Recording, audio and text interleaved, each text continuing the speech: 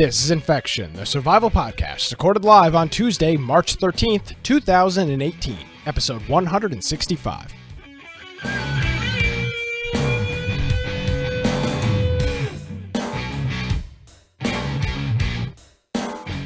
Hello, ladies and gentlemen, and welcome to another episode of Infection, the survival podcast. Infection is your source for the latest information on survival video games.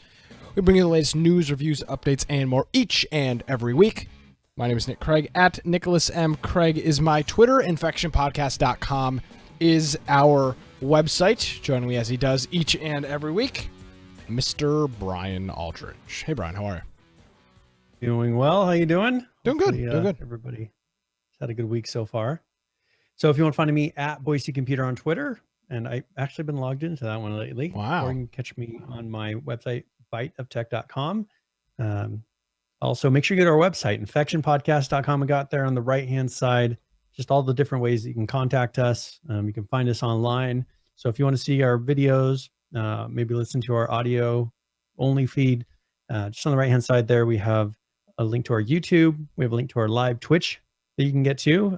So in case you're listening to this after the fact, if you just go to our Twitch channel, we do at 7 o'clock Eastern every Tuesday. We have our live show.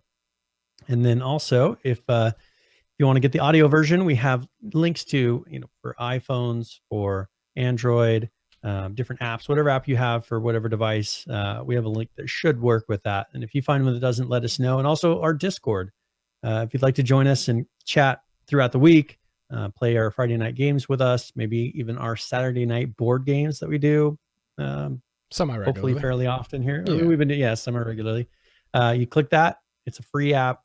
Really easy to use, lightweight, doesn't sit there and eat up a lot of RAM or anything or processor. And you can be a part of that. Also, we have on there our Steam group. If you'd like notifications, I always try to send out a notification right before the show. So if you happen to be at your computer logged into Steam, you could just get a little notification pop up, and that will remind you that we have our live show going on. So you can come and hang out and chat with us, and maybe enter some of the different giveaways and things like that. So Absolutely. for my self-promotion. Well, excellent, and hope everybody's having a good one.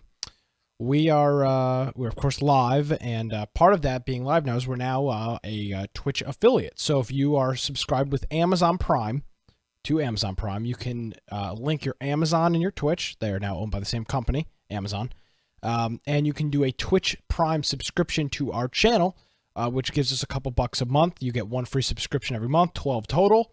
And you can subscribe to us. You can do a regular subscription, and included in that is some stuff, so some emotes inside of Twitch chat, and a special rank, and some emotes inside. I don't know if there's any emotes, but there's a special rank inside of Discord.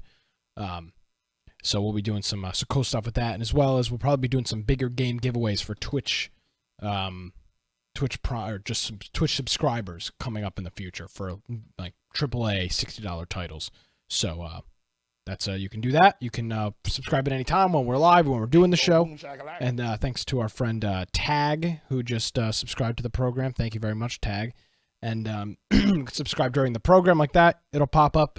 If you subscribe outside the program, we will read your name on the next show. So thanks to everybody that's subscribed. And, of course, thanks to our friend Tag here, who just picked us up during the program. So thank you very much.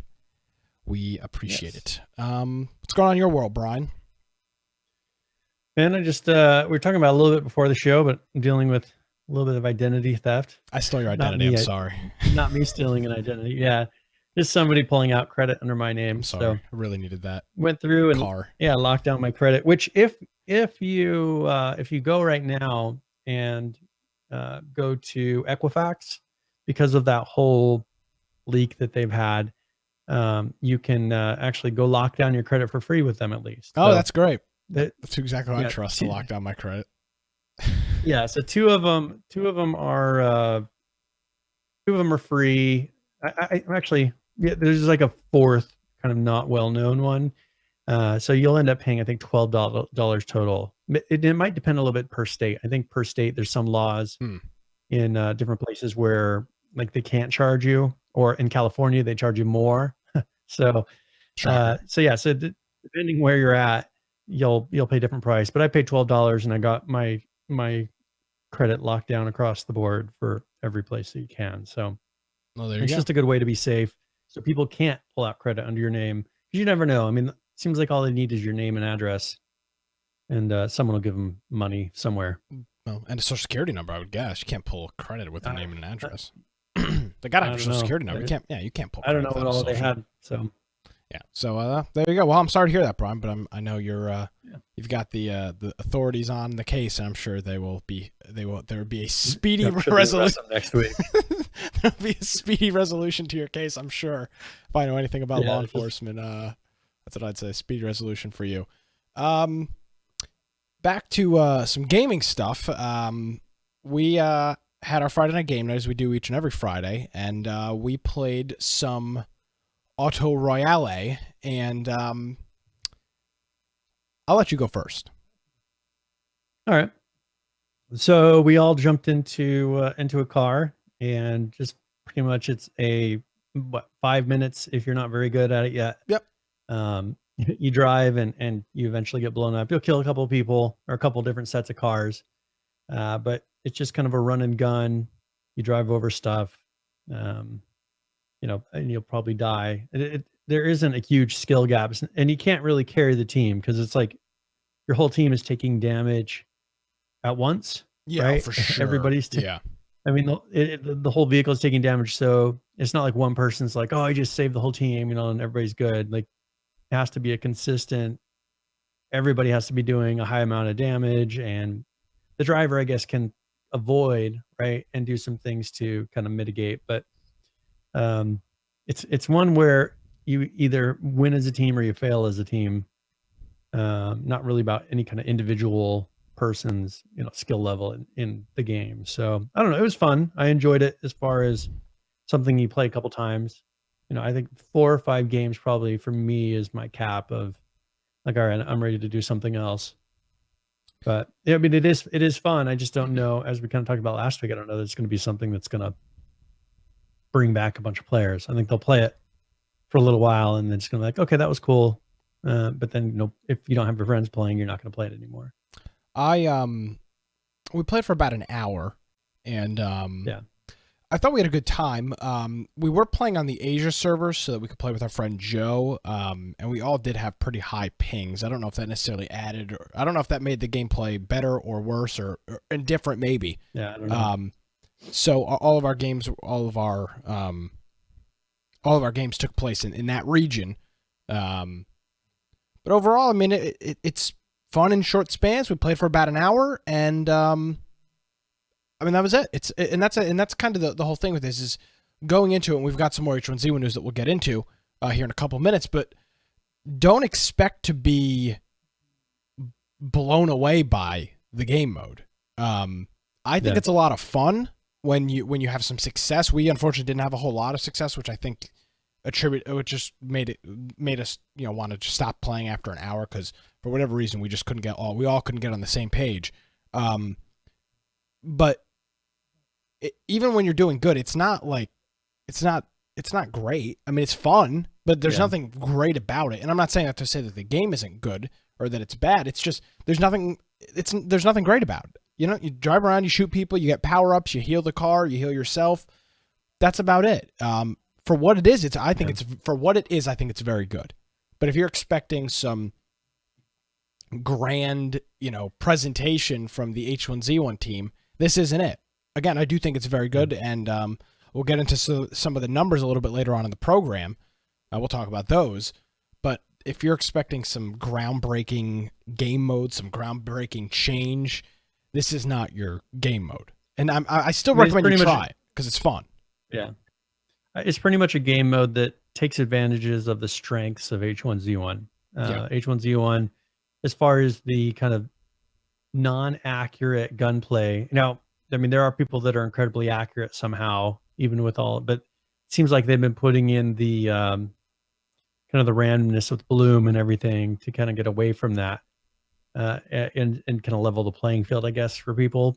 But with this, it's not super accurate. It's not like you're going to go in and do crazy headshots. It's just kind of a aim at the target, are you hitting the car? I didn't really see a huge difference of hitting a player versus the car. I would hear the sound of it hitting a player, but it's not like that player instantly died.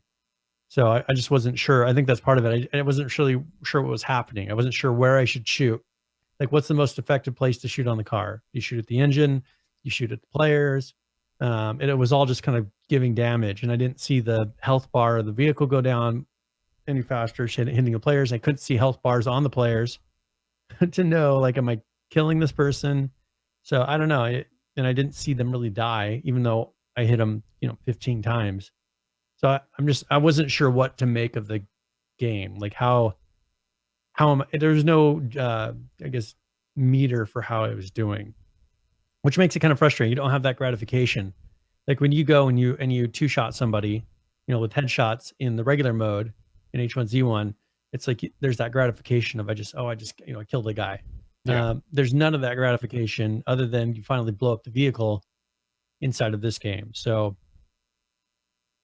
I don't know. That was kind of a frustrating part because it doesn't say, like, even if they had like little things thrown off, like, oh, you just did 50 damage to this guy, something, but there's no indicator of anything that's happening. So I don't know. And I think personally, I think that's probably for the best. Yeah.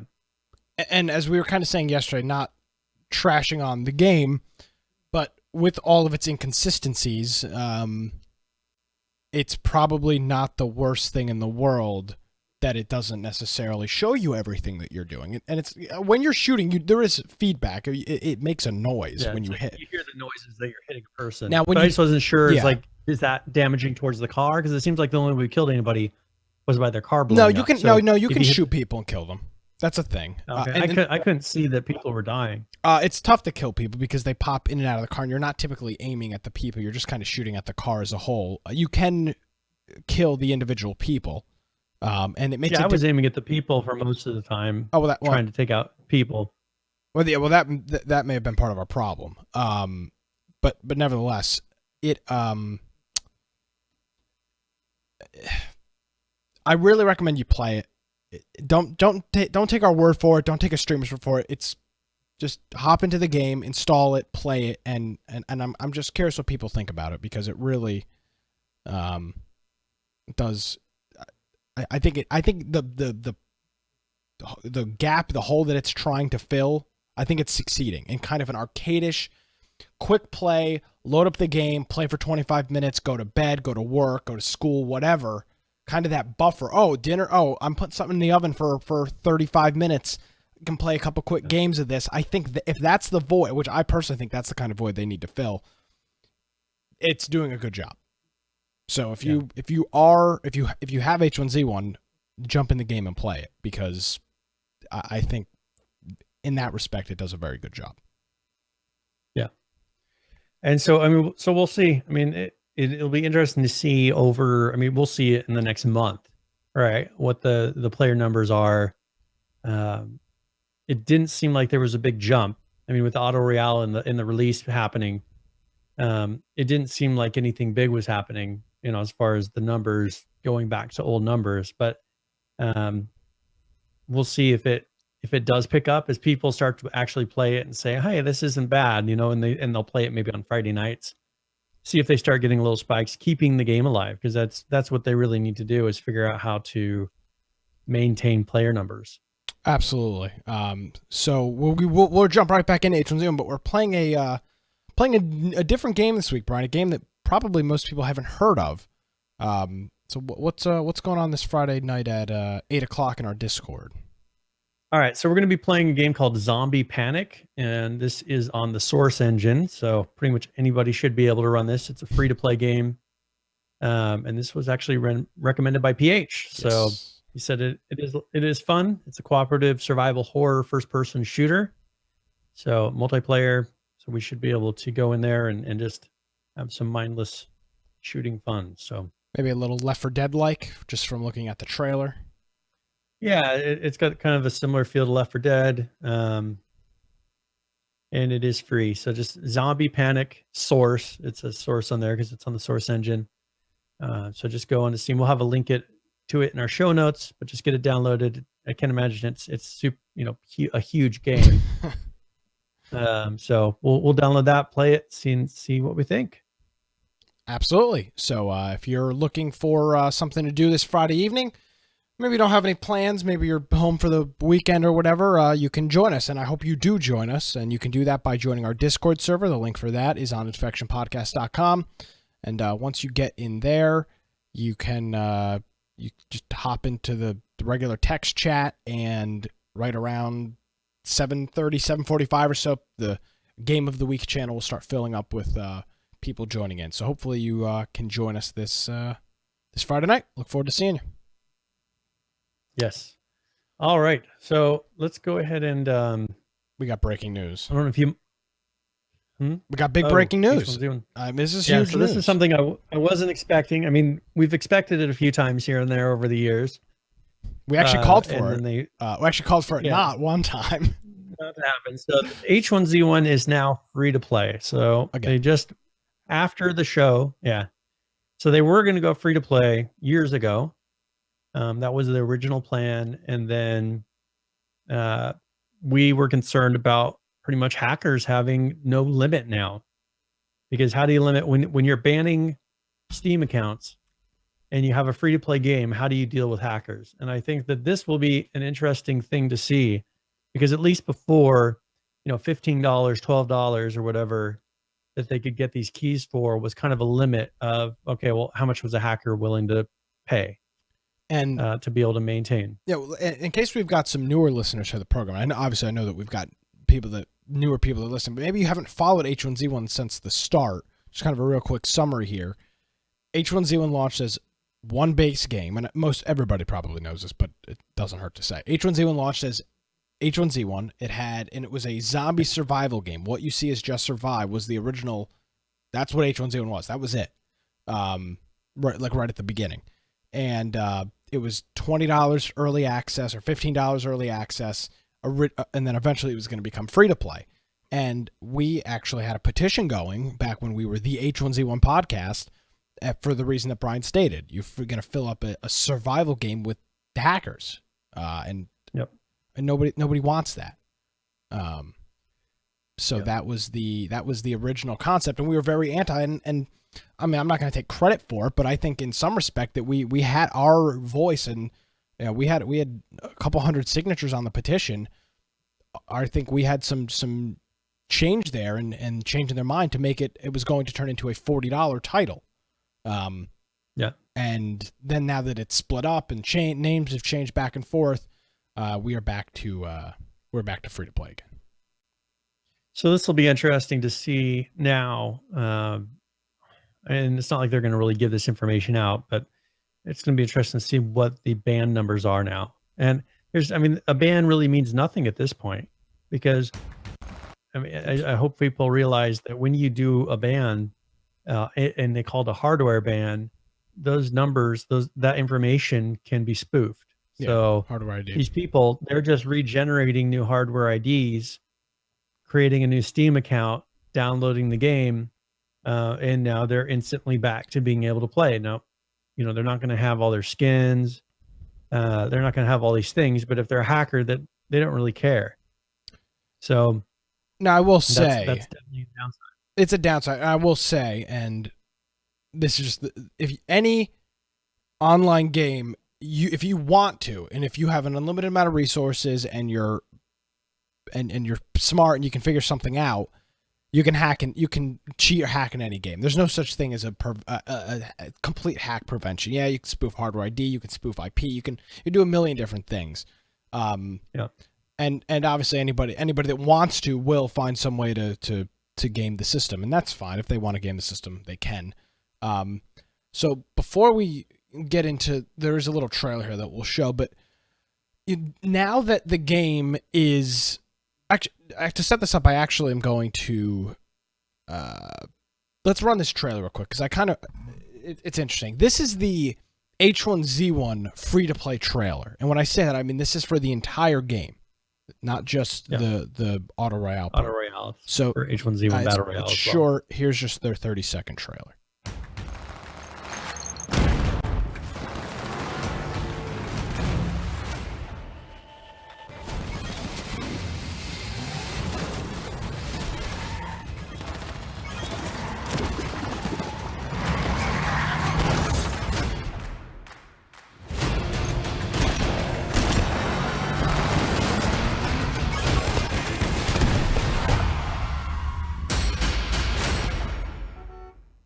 All right, so that was the trailer for H1Z1 as a whole. The King of the Kill and, well, what used to be King of the Kill, Battle Royale, and the auto mode. The only interest, the interesting thing is that there's no reference to Battle Royale at all in this trailer. It's 100% Auto Royale. Yes, and you can think what you want, but the title of the video is H1Z1 free-to-play trailer official video. And the description says, "You've asked, we've heard you. Experience the game that puts Battle Royale on, experience the game that put Battle Royale on the map and then redefined it with Auto Royale for free." There is zero in that video besides the end card that says Battle Royale and Auto Royale that references the... And who's asking? They're saying you asked, and now they're delivering. Who's asking for it to be free to play? Brian Aldridge. I wish they would. You know, it's funny. They showed like a Newsweek quote. I wish we would have been quoted that. Like, I've played better. Yeah. Seen better. Infection podcast. Crappy engine, crappy game. Infection podcast. Yeah, exactly. The H1Z1 podcast. So here's the thing. It appears now blatantly obvious to me that they do not see a future with H1Z1 at all. And I think this is the first step in that direction. They're taking it off the sale market. Do you think they're going to totally phase out? Do you think they're going to phase out the Battle Royale altogether? I do. I think so. Because if they're kind of going that way, because it's so easy, much easier for them to deal with it, right? Yeah. Deal with this mode. It's very simplified. They don't have to do any details of inside of buildings. Everything has to be very generic. Like as far as you have trees, you have the outside of buildings, no one can get out of the car. So everything is kind of from a, eagle's view perspective. I think it takes a lot of the design work away from them. And they just kind of they can stop. You know what I'm saying? Like, I think that this is kind of them using the existing assets now because they don't have to design any more buildings. It's all just shells. And I don't necessarily know if they're going to get rid of the Battle Royale part. I just wouldn't be surprised if the updates on it cease to exist. I think if the player base dies enough, it's not going to be worth. It's an embarrassment when they can't fill a lobby. I mean, I would argue with you right now and say that the player base is already non-existent, and I think in some respects I think this is the step of them phasing it out, saying, "All right, well, we're closing down Battle Royale just because, we want to focus." What they're gonna frame this as is Auto Royale is such a wild success. We didn't expect it. We're now going to be focusing our total attention on Auto Royale. I mean, honestly, that's kind of what I can assume they're going to do based on past. Now, I will say that okay, part of me wants to sit here and be positive with some stuff, but then I think there's the reality of the situation. Obviously, H1Z1 as a whole, the game, the product, both sides, King of the Kill, Just Survive, are a total failure. I'll cover Just Survive's numbers, which I haven't done in forever, later on in the show.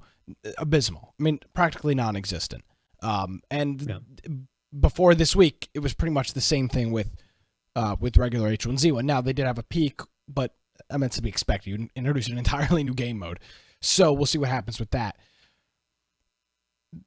They were selling the game for $20, I believe, beforehand. Yeah. And if there's the concept that in, let's say, 6 months we're going to close down the project, then I agree the step to do is to make it free to play, and just you don't want somebody to buy it and then I don't know who, everybody already owns it, but you don't want somebody to buy it and then 3 weeks later the game shuts down. So now you've given it free to everybody, and people will be upset. Honest to God, you're lying to yourself if you said you haven't gotten your $15 value out of H1Z1. I mean, we played the living hell out of that game when it first came out. I've gotten way more than $15 worth of value. Plus, we're now doing this podcast because of it. So I mean, the value for me and for Brian and is well exceeds that, and I think for most people it exceeds the whatever the price tag, $15-$20.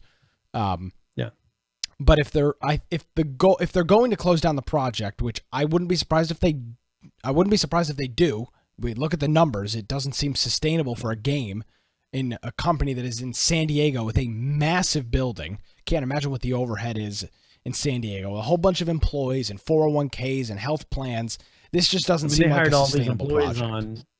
They hired all these employees on back when, before PUBG came out, and it just seemed like this game was just going crazy. Well, it was. The numbers in China were huge, and they started tailoring this to China, changing the blood and doing all the things to kind of tailor it to China.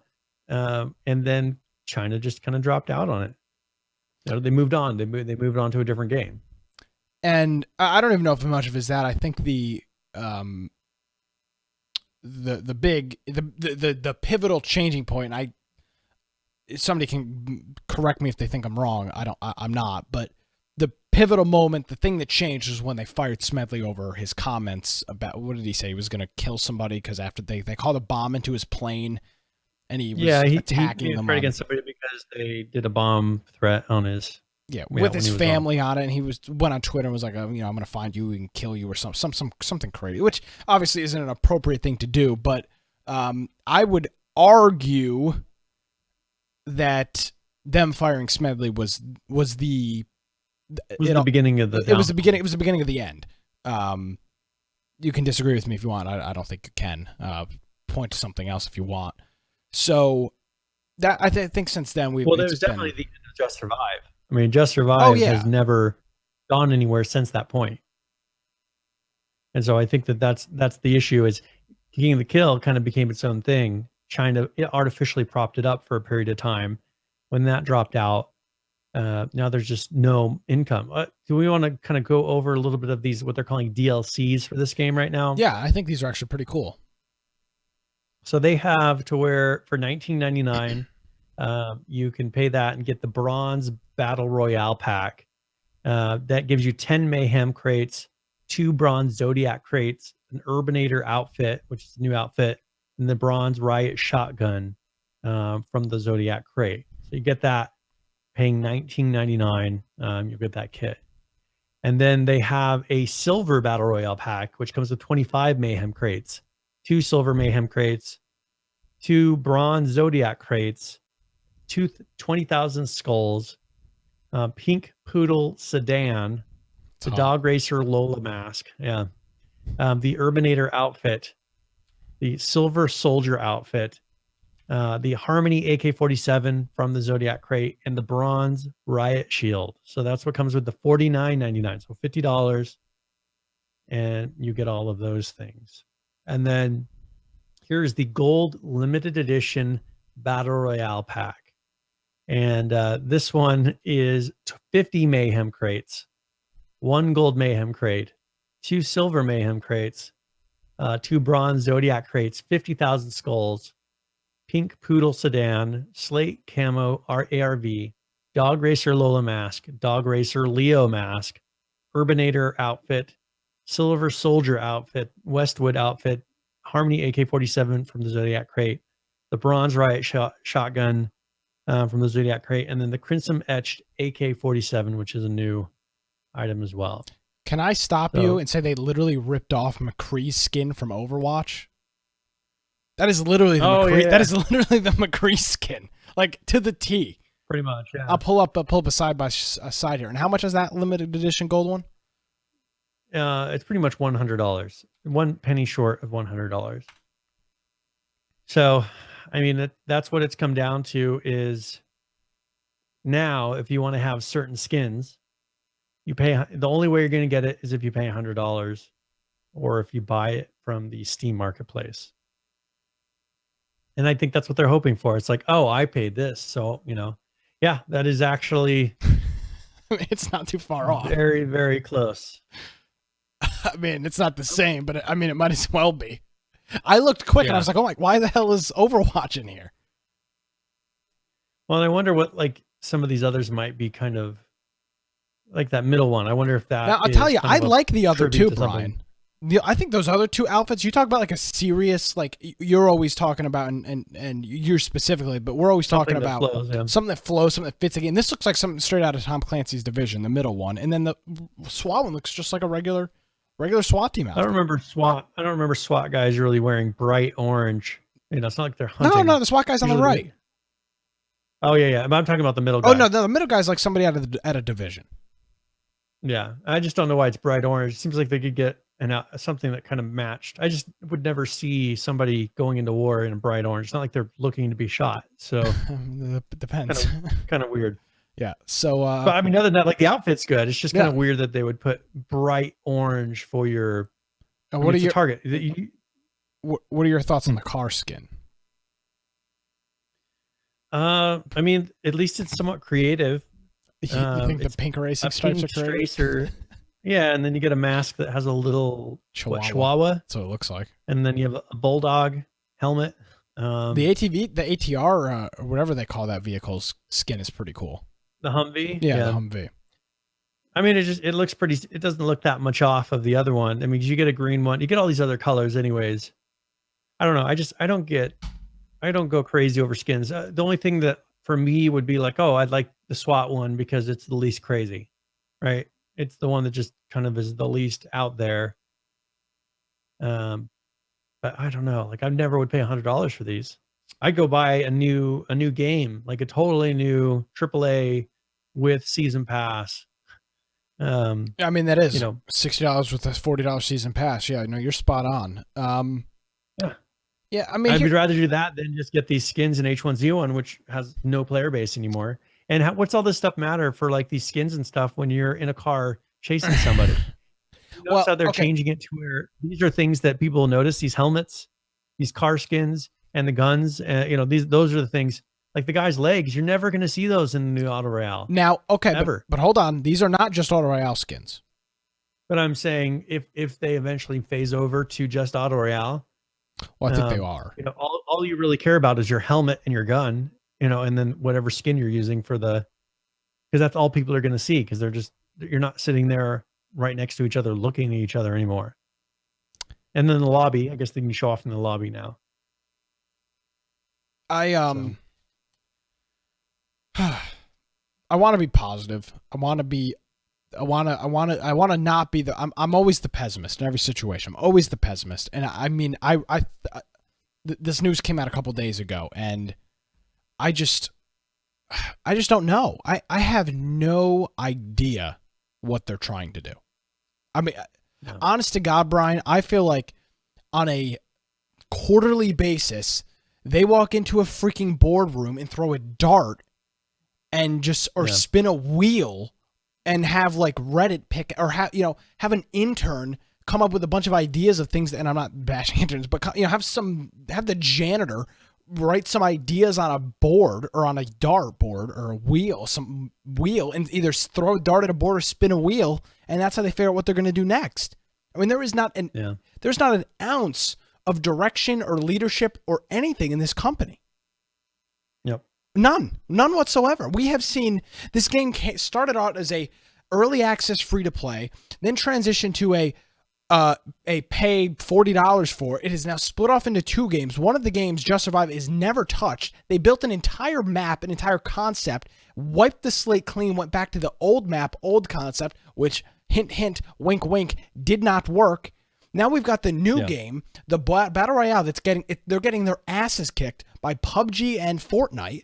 So we've got that going. And then they put in their YouTube description, experience the game that put Battle Royale on the map. It did not put Battle Royale on the map. It was a lame, lousy attempt at taking a concept from an Arma 2 mod and implementing into a game.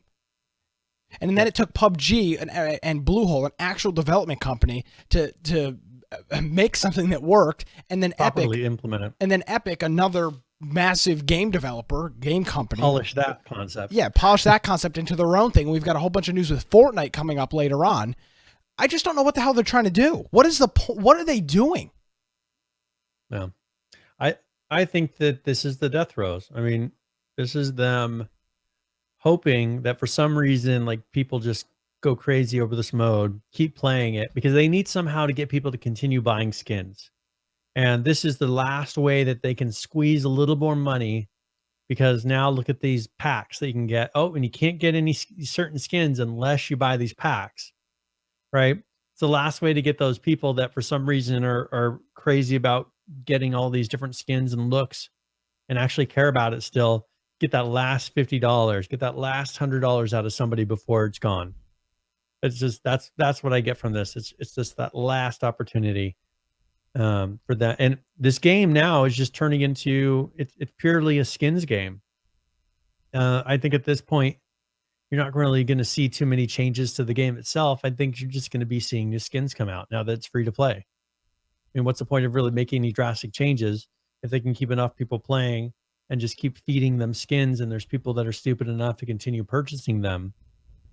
You know, they're going to be like, okay, well, if we can make $10,000 off of this crate, you know, set, and we can make $15,000 off this other crate set, you know, we'll just keep pumping out skins and we'll be able to pay our modelers long enough to continue producing them. So, but it's, if they can't maintain numbers though, this is all going to be for naught. It's eventually going to just dry out. They won't have enough money to even keep on developers maintaining the game anymore, unless their other games are bringing enough money to kind of cover this for a while, or the investment company is saying, all right, you got a new title coming out, we'll keep floating you until that happens. Maybe that's the case too. And they are, if you look them up on, I don't know if whatever the web, it's not Glassdoor's where you look at companies. It's the one where they're hiring for an undisclosed project. I get ZipRecruiter or something like that. Yep. Under Unreal. So this will be at least that's a step in the positive direction. If they can truly come out and actually develop properly, this will be the real test to see how good of developers they actually are. Because I you know, a long time ago, I gave them the benefit of the doubt that they were fighting against a really bad engine, that they were struggling because, you know, it's just such a pain to work with Forge Light. And if they had a real engine, you know, maybe they'd be able to do better. This will be the test, because if you look at what Epic has done with Fortnite, the performance is great. And even if you look at what they're doing with PUBG, you know, they're struggling with performance, but the features are all there, right? Now they're just trying to tune it. And with these guys, they'll have no excuse, because there's examples of games that are polished for the most part, that run smoothly for the most part. And they're all done with, you know, modern technology, has the proper engine technology using DirectX 12. It's not, you know, they won't have an excuse at that point. But then they also won't have the engine holding them back anymore. So it'll be interesting to see how good their developers actually are. Can they write code that's just generally good code and actually a good performance? Because they've had a long time to tune Forge Light. They've had many years basing it on another game to where a lot of the code was already done, and now they've just been kind of tailoring it to this game mode, you know, to King of the Kill, and you know, which it became H1Z1 and now Auto Royale. They're starting from scratch on this new project, and so this will be that test. I don't know. I obviously, as I wish the game luck, hope it does well. But I really am at a loss for concept or words, or I mean, literally in the past 2 weeks we've got, you talk about a massive shift, an entirely new game mode that nobody's even heard of, and now the pay model of the pay structure of the game. I mean, you talk about two massive changes in 2 weeks. Well, so who the hell knows? It's shut down next week for all I know. I mean, who knows? Yeah. What kind of thrills me is that they're like, this is the defining game mode. Like they were saying that it's now like defining the game. They wrote that before anyone ever even played it. Yeah. So how is it really defining, you know, is it defining a new genre in this? Well, let me read this quick little note here. This is from Anthony Castro, who is now the H1Z1 general manager. That used to be Chris Wynn, I believe. Maybe not. I don't know what a general manager of a game is. That doesn't seem like a title that makes any sense. But quoting now from his post now. Then this is the H1Z1 is now free to play. We are very excited to announce that H1Z1 will be free to play starting today.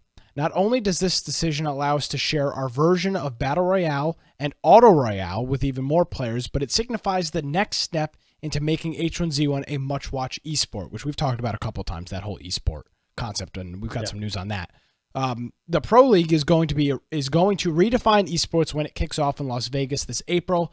And whether a person is an inspiring pro athlete or just wants to play with friends, we want everyone to have the chance to play the most competitive Battle Royale game, end quote. And that was, again, Anthony Castro, who's the general manager of H1Z1. Is this the most competitive Battle Royale game? No, definitely not. Honestly, you can't say it's more competitive than Fortnite. It's not more competitive than Fortnite or PUBG. Now, and this is what I find interesting. And, my reaction was, but it signifies the next step in making H1Z1 a must-watch esport. The first thing that came to my mind when I thought of that was CSGO. Arguably, behind maybe League of Legends, which is free, or Dota, which I guess is free, but a shooter behind those two, you could say they're tied, is a not a pay-to-play, but a pay-for game. CSGO is not free. CSGO is $20. And they host these invitationals and pack stadiums for people to watch the CSGO tournaments. The last time they did a tournament, they had like 207. They had almost 300,000 people watching concurrently on Twitch. That game is a pay-for game. I own it. You own it. Yeah. We've barely played it. So that doesn't make any sense to me. Fortnite is free to play. Who knows? They may charge in the future for it. I'm not sure what their plan is. But that just doesn't. That just doesn't seem that's not an actual reason. Yeah. Everybody owns this game. That's the thing, is these are all written by marketers, and they're not actually looking at, what's reality here? Let's write about that. They're writing into their fantasy land of what they want it to be. This game is owned by 9.6 million people. And you can say that's not a lot, but I mean realistically, the people that want to PC play market, this, it's a lot of freaking players. I mean, you look at a game like CSGO, that game is owned by 40 million people, and that's a pay-for game. Pay-for. Yep. 40 million. 40.8 million. Almost 41 million people own that game. And they had to pay, all of them had to pay for, every single last one of them paid for the game. Yep. But that's a truly competitive game. Oh, absolutely. Hard freaking core.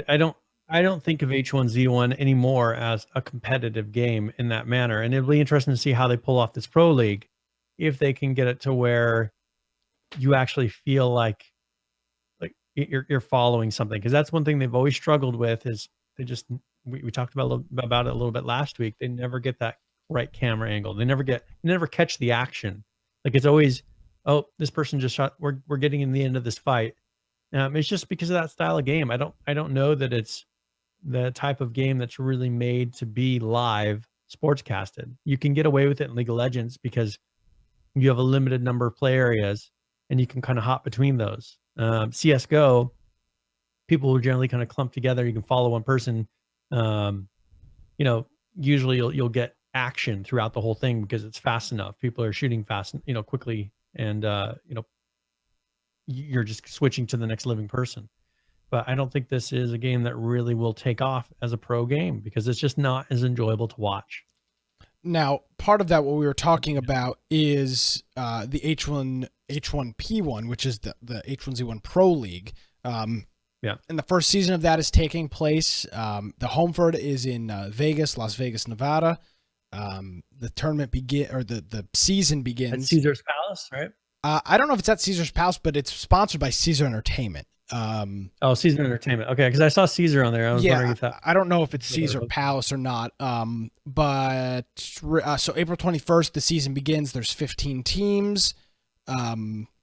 This is a partnership between H1Z1, Caesar's Palace, and Twin Galaxies.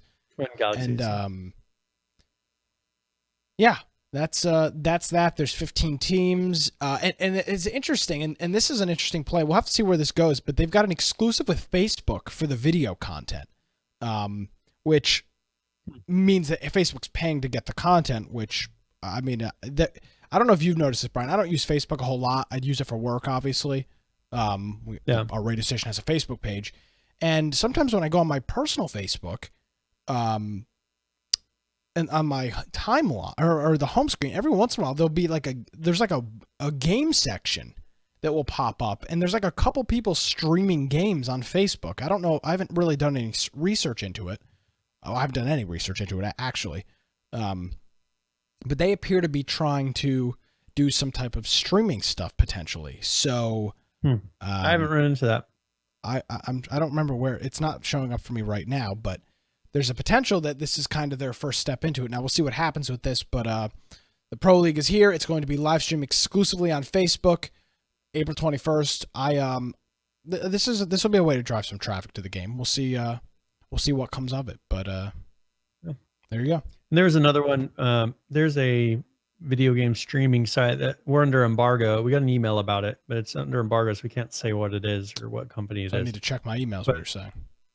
Yeah, so there is one that's announcing that it's going to be released, and we got a sneak peek at it. Oh, when did we get this email?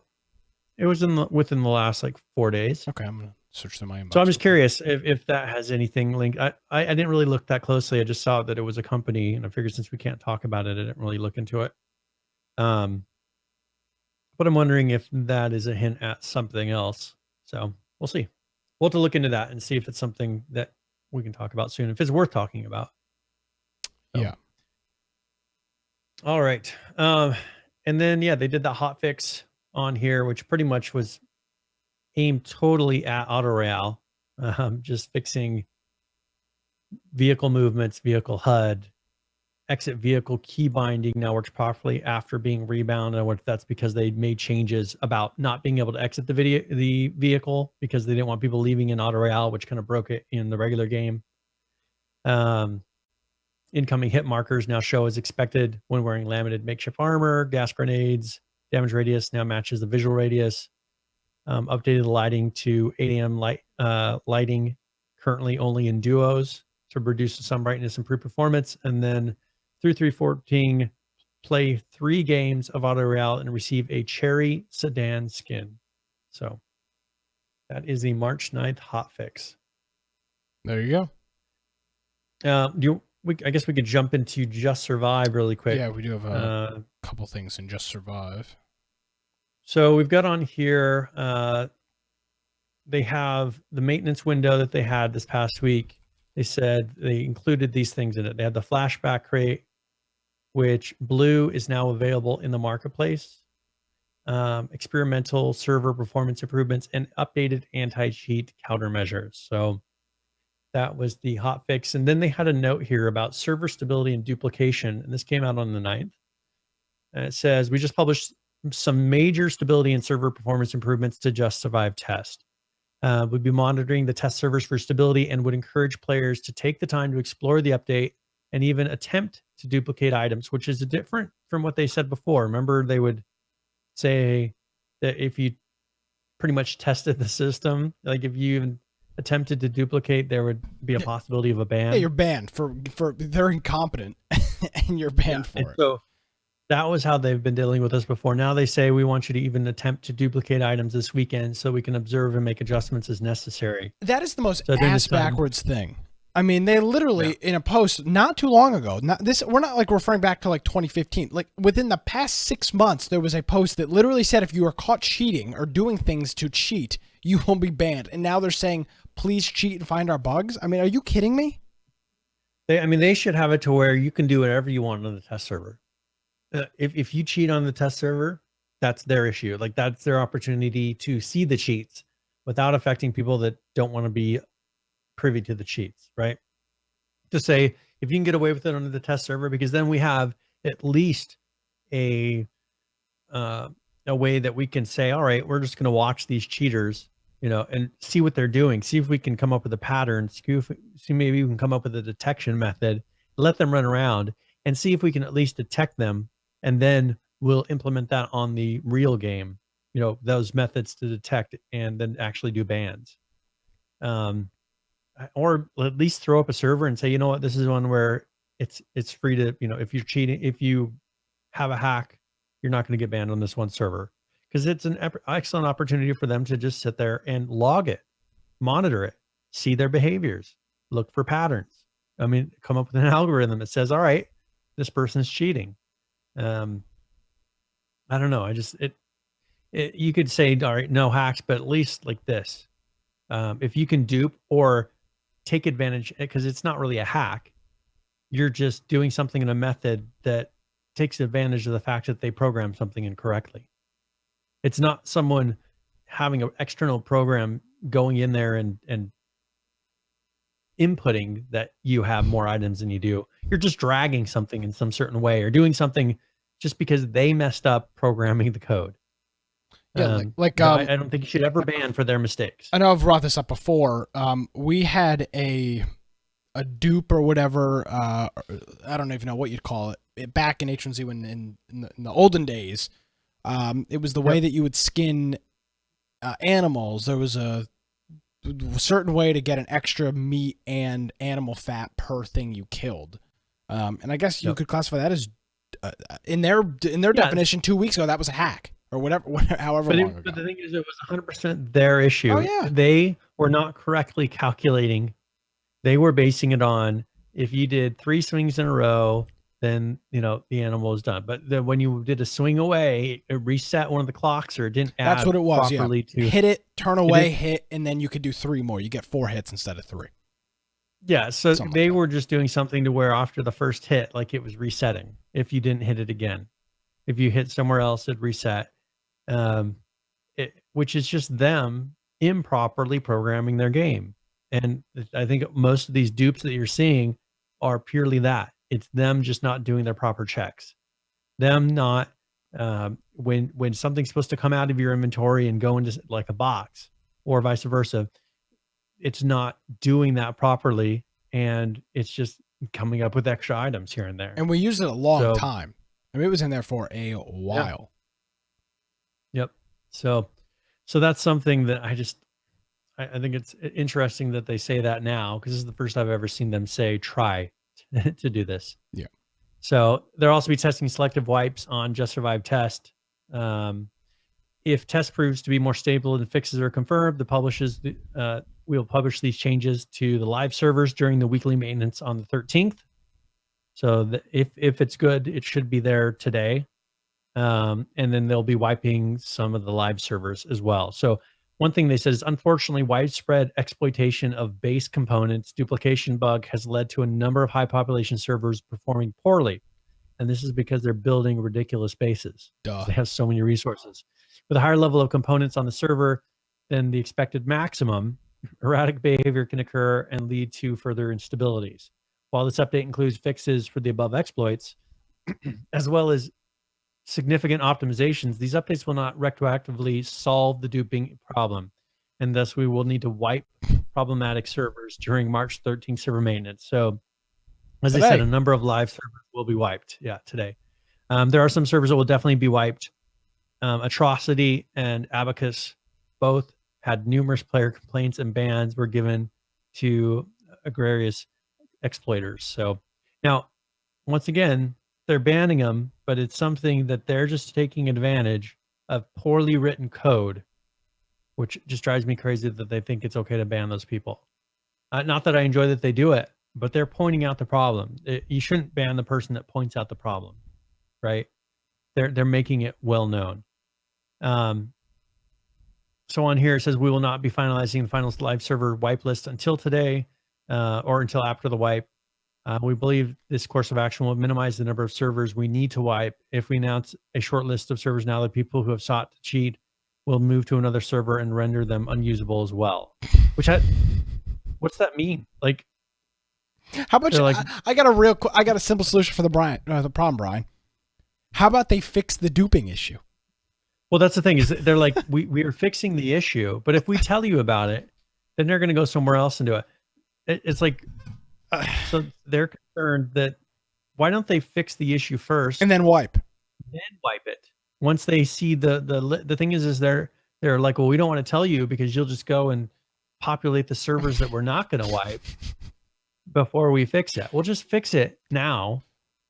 Wipe it after you've realized the damage. You can go pull a thing that shows what's in everybody's inventory. I read these patch notes, I feel like I have a concussion.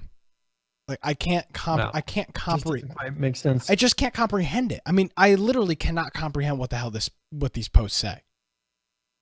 Yeah. Like, oh, there's a bug. Fixing the bug isn't going to fix the servers. Yeah, of course, the objects are already placed, but we don't have the fix yet. So we're gonna wipe the servers that have duped a lot, and then hopefully the other servers don't get duped, or we'll have to wipe those next time. I mean, how about you just wait 2 more weeks and then just wipe them all? It'd be good to go. They should have just not said anything, and they should have fixed the duping issue, waited a bit, and then said, all right, we have an issue on these servers. Because because then people could be going crazy tonight, just trying to cause havoc for people and duping on every single server possible so that all of them have to be wiped. I mean, that's more likely how people think. I mean, having dealt with the internet before, Totally nuts. that's how it works. So yeah. And then, so they did also let's see.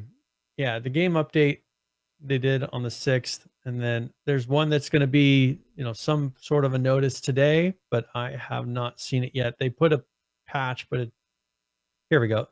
So the game update for March 13th, Okay. that did come out just now.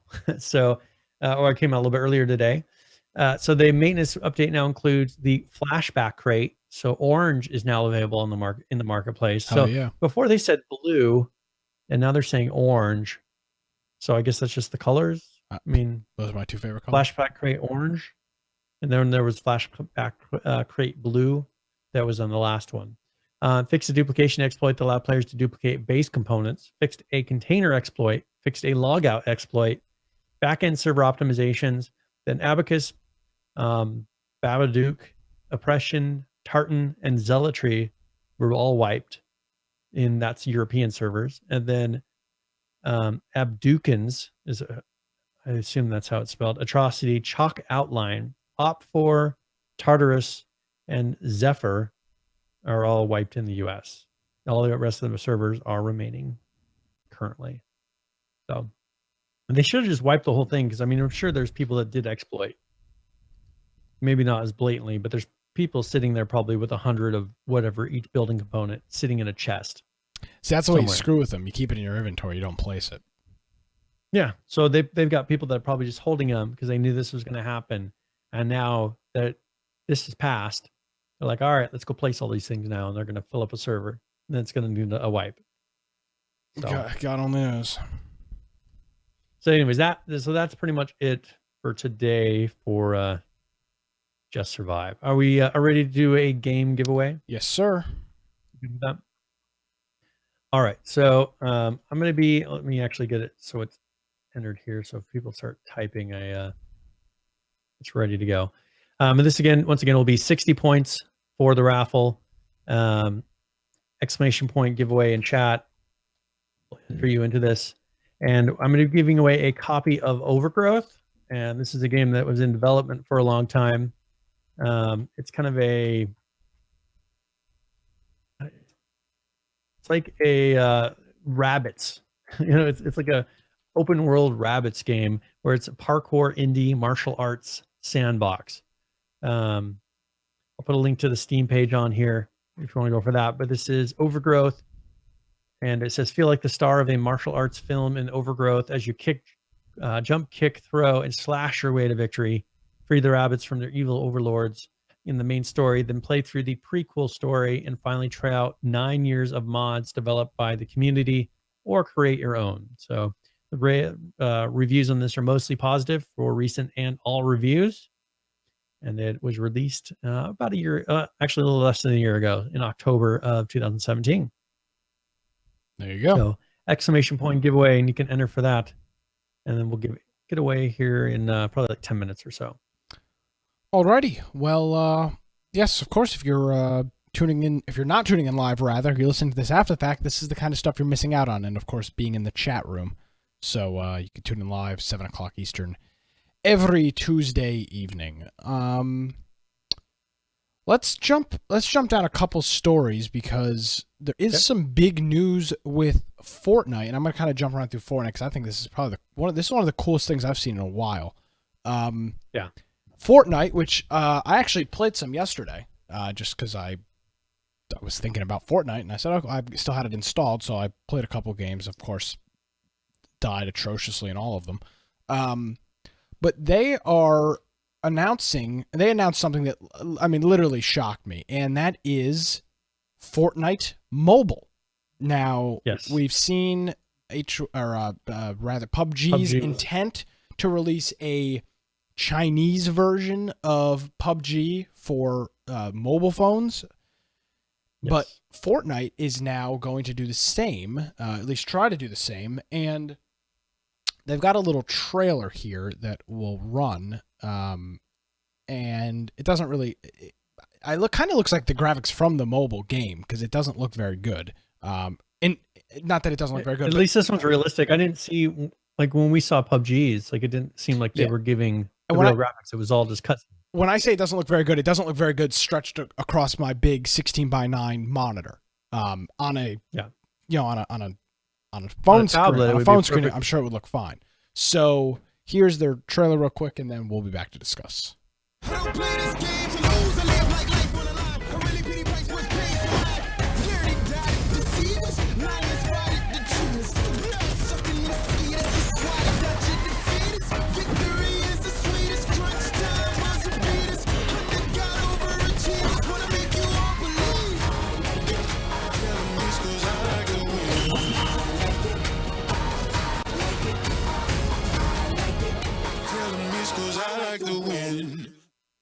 All right, so there's their trailer for Fortnite Mobile. Yes, and it's an iOS. It's iOS to start. Android later. I signed up for it. I don't believe I've received an invitation yet. I'll scan my email. I don't think they've sent them out yet, but I did sign up for the mobile beta. And I'll tell you this, Brian. I am. Let's see. Sign up confirmation. Hey, thanks for signing up. Okay, they've got. I signed up. They've got my sign up application. I'm actually excited for something like this. Yeah. I think. Go ahead. I find myself playing more mobile games because it's something that, as I'm getting ready to go to bed, like, I can get a few games in. Bingo. And being on the computer all day, like with school and stuff, I find myself at the end of the day a lot of times saying I don't want to sit at my computer anymore. And I think that for people that are, sometimes I get in a kick where I want to play a bunch of computer games. But lately when I've been on the computer all day, I just, at the end of the day, I'm like, I don't really feel like sitting back in that office playing, a game now. But I'm willing to sometimes go out there and play on the PS4 or play on my tablet because it's in another room, or I can be on the go. If they can get these matches down to a realistic time, maybe, 5 to 10 minute matches, you'll get people that while they're waiting at the doctor's office, while they're, kids when they're at school on lunch break or, supposed to be doing school, will be sitting here and playing this game. And I think that that's kind of the sweet spot. If they can kind of shrink it down enough to where these matches are not 15-minute matches, possibly on a phone or a tablet, which I'm sure they've done. It's kind of hard to tell from that, but I'm sure that they've simplified it down enough to where these are a little bit faster games as well. You run into the action a little bit quicker, but it looks very much like the original Fortnite. I'm sure they don't have all the building stuff. I can imagine how quickly you could be doing, because you don't have an extra keyboard with hotkeys that you've set to make all these building things run your extra keys on your mouse. Like, it'd be very difficult to do the quick building that they do on the PC game. But I'm sure that they've pretty much kind of gotten it simplified down to the most basic features as they can. And it looks, as I said, it looks a lot like the full PC game. And I'll say, I don't believe, and I still don't believe, that I don't believe that PUBG can do a mobile game well. And it's not because they're incapable. I just think the game is too different. I loaded up Fortnite, and I felt, playing it on my computer, I literally felt like you could have translated that to my iPad, and it's because of the styling, it's the graphics, it's the casualness, which I don't believe is a word. It is. Okay, casualness of the play style. It's very laid back. It looks like a cartoon, and that's not a negative thing. I'm saying it looks like a cartoon, which means I think I could see myself when I'm sitting at the DMV for 2.5 hours trying to get my damn license. That's what I'd be playing on my phone, not PUBG. Too much, too serious, too hardcore. Graphics are too serious. It just has a different feel than Fortnite, which has got a little more of a cartoonish, kind of more casual hop in, play, hop out kind of feel that I don't think PUBG has. Now the reality of the situation is both of those games play very similar. You fly around in a bus or a plane, you drop down, you get guns, you shoot people. But the styling is so, talk about polar opposites, Brian. One is like Arma 2, like, barrel rolling around, and the other one is like, crazy pastel colors and disco balls that freeze people, and they're two totally different things. Can I tell you from a developer's point of view between the two games? Okay. Is that PUBG is going to have a much more difficult time porting that over to mobile graphics. To be able to maintain a similar look, that they will have a very difficult time translating that to something that kind of has a similar look on a mobile game. They're going to have to take away some realism somewhere. Now, if you look at the graphics that are on Fortnite, those are, more artistically set in a certain way, but there's not all that detail. It's more generically artistic, right? They're kind of going for a look that has a lot less little detail. You're looking more at the overall kind of animated detail of a broad, like how it looks is more broad. So when they go in, they can probably take a lot of those assets that you see in the regular PC Fortnite game and actually use those, maybe dumb down a little bit, but they will be able to use those on a game. Because if you look at like those hay bales and the different things in the background there, those are fairly simple shapes. Where if you look at PUBG and all those little details that they have around there, they're not simple shapes. You got to think of how can I form that object with triangles, right? And make something that resembles that shape. Fortnite was much smarter in how they did it, and they thought about every single thing they were making, keeping the poly count down as much as possible. I think PUBG just wanted to get a good game out, and they didn't really think about it as much. I think this picture you're seeing is from mobile, because the anti-aliasing on this is awful. And that's I think it is. You don't notice anti-aliasing on such a small screen, you won't notice it. But it looks like the anti-aliasing is terrible. I mean, for if you look at the grass, like look at the grass, for instance. Yeah, it's flat. The grass is no longer standing up because that's something that is a ton of resources. Topology. Yeah, it's a ton of topology to render all that out. And they've gotten kind of a similar look, right? You don't really notice it. There's a few things kind of sticking up here and there. But they've really cut it down to where visually your eyes will pass over it.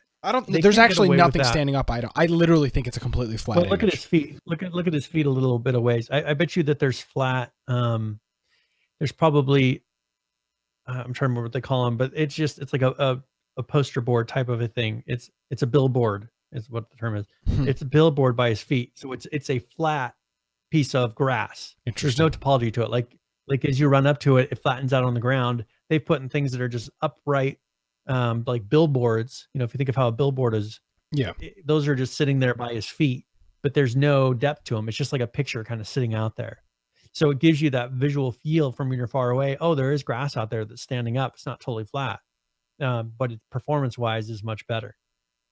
If you look at PUBG, how are they going to get that feel that their games have with the grass and like you're hiding in the grass? They won't be able to capture that same thing. Here they got away with it. They make you a bush. Right. So you don't have to focus on trying to find a bush. You can become a bush, and it's totally cut down on the performance that they have to do of making it so a bush is big enough and has enough topology that you can go into the middle of it. So I think this is very impressive. I think this is really cool. And PH saying, so you have to dumb down all games because there should be a mobile port. No, I don't think that's the argument at all, but PUBG shouldn't be doing a mobile port because it's not a mobile game. That would be like Call of Duty doing a mobile version. It wouldn't work. The game is not built. You can do a mobile game in the spirit of PUBG, but don't try to make PUBG a mobile game. It's not. You're kind of losing out on what makes PUBG a lot of fun, which is the gunplay. The hardcoreness. You're not going to have, yeah, and the hardcoreness and the gunplay of it is what people really enjoy. And you're making a mobile game, I think, that will lose those things. So, I'm not a big fan of Fortnite. I've played it a few times. I haven't really enjoyed it, but I am stoked for a mobile version of it. I think that part of it is you have to just kind of play through the beginning learning curve of it with the whole building, and maybe the mobile without having so much of a building emphasis, because I think that's where some people are like, I just want to go in and kind of shoot and stuff and not have to think about how I'm going to build this, and just constantly be having those twitch movements of, all right, place this jump, place jump, place jump, place jump, like they're doing when you watch the streamers do it. I think with this, it's going to allow you to just kind of play the game and maybe get a little more used to it without having to deal with the building aspect of it as well. So maybe then you'll be like, oh, I'll play some of the PC version now that all I had to do is kind of get used to the building part of it, not the whole game. Because it is a drastic enough to change from everything you probably played before with the whole building aspect. You just don't think that way. Now, one thing they did put on here is that they're going to be releasing I think I have that on here. Actually, I got to find this article. But they're actually going to be adding a new game mode here that is 20 players. Yes. And so that is the last link, and there's actually a video for this as well. We can show that. Just a quick note on the mobile version. So right now, to participate in the mobile, it's not even a beta. The mobile invite. You need obviously an iOS device with iOS 11, an iPhone 6s, 6e, an iPad Mini 4, iPad Pro, iPad Air 2, or an iPad 2017 device. So luckily for me, I've got an iPhone 8 Plus, I think is what I have. So I'm good. Obviously, my old iPad, I have a super old iPad. That's not going to work. But honestly, I'm excited to play it even on my iPhone. Do you think that's why they're holding off on Android? People are talking about in chat about overheating and stuff like that. Do you think they're kind of holding off because they got to get the performance down where an Android's not going to overheat? No. Where they know exactly what the performance of an iPhone is? They can there's only, I mean, you since the iPhone 6s, 6e, there's only been two versions of the iPhone 7, two versions of the iPhone 8, and then the iPhone X. I mean, there's only there's less than 20 devices they're developing for. And then obviously the iPad Pro, iPad Mini 4, iPad Air 2, and the iPad 2017. So all in all, you may be talking like 20, 25 total supported devices. When if you put this on Android, you're dealing with screen sizes. Figure out like what will this run on, and you have to put in there, okay, it's allowed on this, not on this. Physical buttons, non-physical buttons, hardware scanner, just a whole bunch of externalities that I just don't think they want to deal with right now. And as common with more, doesn't even sound right to say, but like more premium apps, they tend to start on iOS and get a good, solid footwork, and then do their Android port, which is normally fine. So I'm super excited for this. I signed up. It says that players who receive invites from Epic will also get friend invite codes to share with others. If anybody gets a code, please send it my way if you get an extra code. I signed up right away when the beta came out, but still, if you get a code, at least ask me if I've received mine, because if not, I'd love to try this. I'm super excited for it, which is odd because I could care less about PUBG, but I think this concept of Fortnite, yes. Taking this concept of Fortnite and pushing it to the phone, I'm very interested in. I'm incredibly interested in how well this is going to work. I don't know why. Yeah, I just think technically, I think it's very cool. Yep. So good. There you go. All right, so let's go and play this video, and then we'll have some comments after. Yeah. So this is the Fortnite 20v20, and what we need to do with this, Brian, is do a game of the week eventually. Yes. And so this is the 20v20 announcement.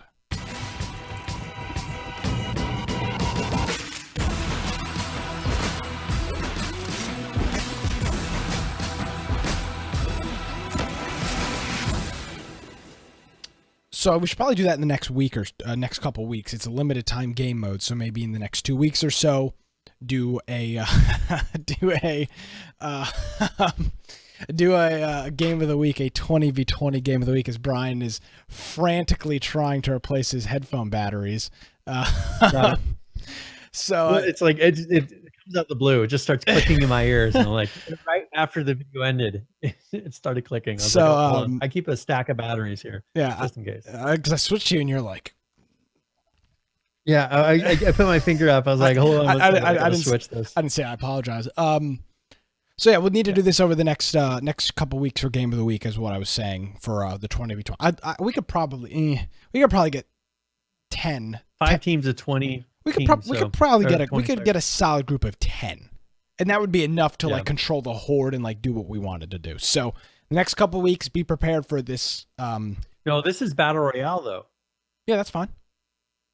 So there's no horde. What do you mean by the horde? No, I mean like control we can control as we'll be half the team. We can control what we do. We can move as a group and kind of.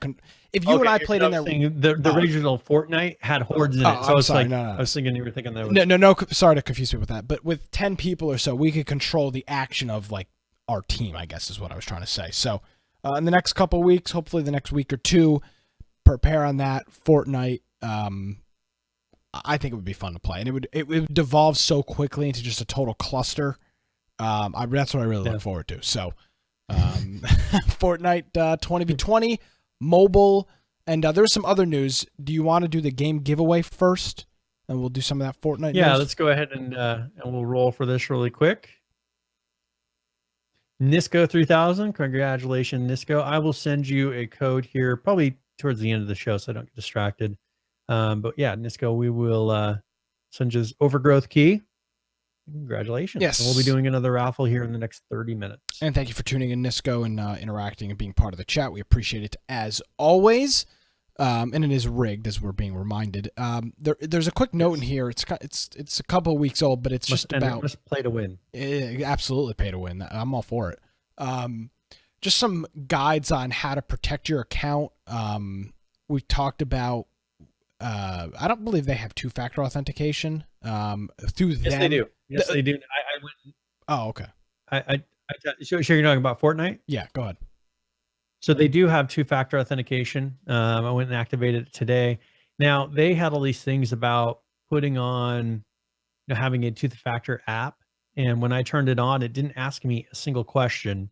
It just said two-factor is now turned on your account. So I'm assuming that means that they're sending me an email to log in, but I haven't received one yet. So they do say that there is some sort of two-factor on there that you can do to protect your account. So I just went into my settings, enabled it. They do have a article they put together here that talks about, if you have a shared password, also be careful of fake offers. A lot of websites are trying to get you to click something for free V-Bucks. And they're actually stealing your information through there and then buying a bunch of stuff through your account. They have a thing where it says, go check out on the Have I Been Owned website or Pond website. Pwned. You can go on there, Pwned website. You can go on there and it will, if you're using a same password as one of those sites that you've already been hacked on, they're telling you, please change your password to something unique. So they're working hard on their side, but of course they can't protect you against poor choices, I guess.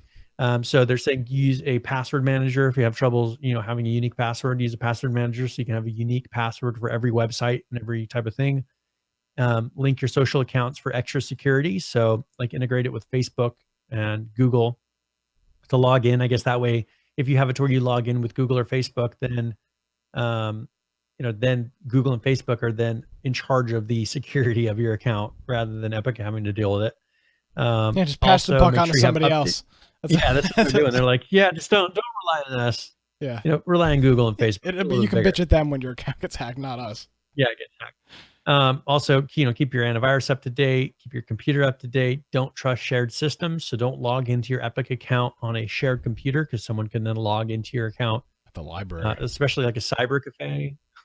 Don't log into the library of a I mean, friend's house. honest to God, there's probably a lot of kids, and I would be this kid. A lot of kids in high school, middle school playing Fortnite because it's probably a play on a computer in the like library. that. Yeah, absolutely. I'd be all over that. I got kicked out of the library so many times for playing Halo Land. We had a Halo cracked version of Halo 3. It was great. A lot of, or not Halo 3. Yeah, Halo so they have, CD or they say whatever. multi-factor authentication is recommended. They have a link to their site where you can look at all these different multi-factor apps. Android has a nice easy one by Google. I actually use the Google one. You can do the Google Auth. Yeah, I have both of them on there. Yeah. You can iPhone. You have another one that you can use, but they have all these different methods that you can do. So yeah, so I would recommend that you do turn that on because they seem to be having hacking attacks or somehow people are getting your information on here. So and they are just not doing enough protection to confirm purchases. It's pretty much they save your credit card information, you hit checkout, and it is all done. So make sure you do that. Yeah, and then on here, if you have any questions, just go ahead and click on our show notes, and we have a link on there that'll give you the full information on how to enable their two-factor authentication. So. Alrighty. All right. So, do you have a preference of? Yes, I actually do. Go from here. This is breaking news. I'm sure most people have not heard about this. I just saw this on Twitter before the program started this evening. So if you've got Xbox Live or PlayStation Plus, you're familiar with Xbox calls it the Game for Gold program. PlayStation calls it, I don't know, Brian, if you can help. I don't remember what it's called for PlayStation, but it's the same concept. PlayStation Plus? Yeah, it's called PS Now. No, PlayStation Plus. The one where they have but they give you, it's called like PlayStation Plus something with the free games that you get every month. You do PlayStation Plus, and then you can activate some of the free games every month. Twitch is now doing the same thing for Twitch Prime members. They're starting what they're calling Free Games with Prime. It's a brand new program that is giving you free games every month, and it starts this Thursday, March 15th. They're just doing a game lineup. This is going to be running from the 15th to the 31st. And the free games this month are Super Hot, Shadow Tactics, Oxenfree, Mr. Shifty, and Tales from Candlekeep. Those are this month's, and then they've got April's games listed on here, which I'm not going to read now. We'll read those when they come out, and they're free. I would assume they're DRM free. They look like they're DRM. You have to use their games. little launcher app. Oh, God. So I'm not sure how they deal with that. So this is, remember we talked about a long time ago how they were going to try to compete with Steam. Yes. And remember what I said they were going to have to do to be able to compete with Steam eventually? Get people to have games in their library. They were going to have to give away a lot of games to get people's libraries full enough to where they don't feel so bad transferring over from Steam. And I have a feeling that this is the step towards that. Amazon wants to figure out how do we compete with Steam, because Amazon right now pretty much sells Steam keys on their store. And so they don't have a way to get a higher percentage of the profits from those because Steam is already getting a certain cut from the developers, right? And then all they're doing is posting off those keys then onto Amazon, and there's no way for them to kind of take away that cut from Steam. And so I think on here that we have them now making something to where, all right, you're going to want to have an app that you always have launched on your desktop, just like you always have Steam launched and open, because you have a big set of games in here. Because right now there's no reason to keep any of their Prime, Amazon, Twitch apps open. There's no, you launch it maybe, I can't think of a good reason to launch it. No, right? Neither can I. And so I think this is them trying to give you enough of a library to where at least get some use to kind of slowly inch into that market of having a little bit of an opportunity to compete with Steam. If anyone could do it, Amazon could do it. I don't know why they're totally doing it under the Twitch banner. Because they've got the gaming name already. Assume it's correlated with gaming, which it is. But they need to do the Amazon/Twitch client. Like they need to do something, because I think they'll probably integrate it to where when you go onto Amazon, there's a huge discount for using not getting the one that's a disc, which they've already done. They've said, don't remember they're giving cheaper prices for the physical copies. Yeah, they are. If you buy game, Do you if think you that's buy, because they're trying to get you to not do Steam? I'm not sure.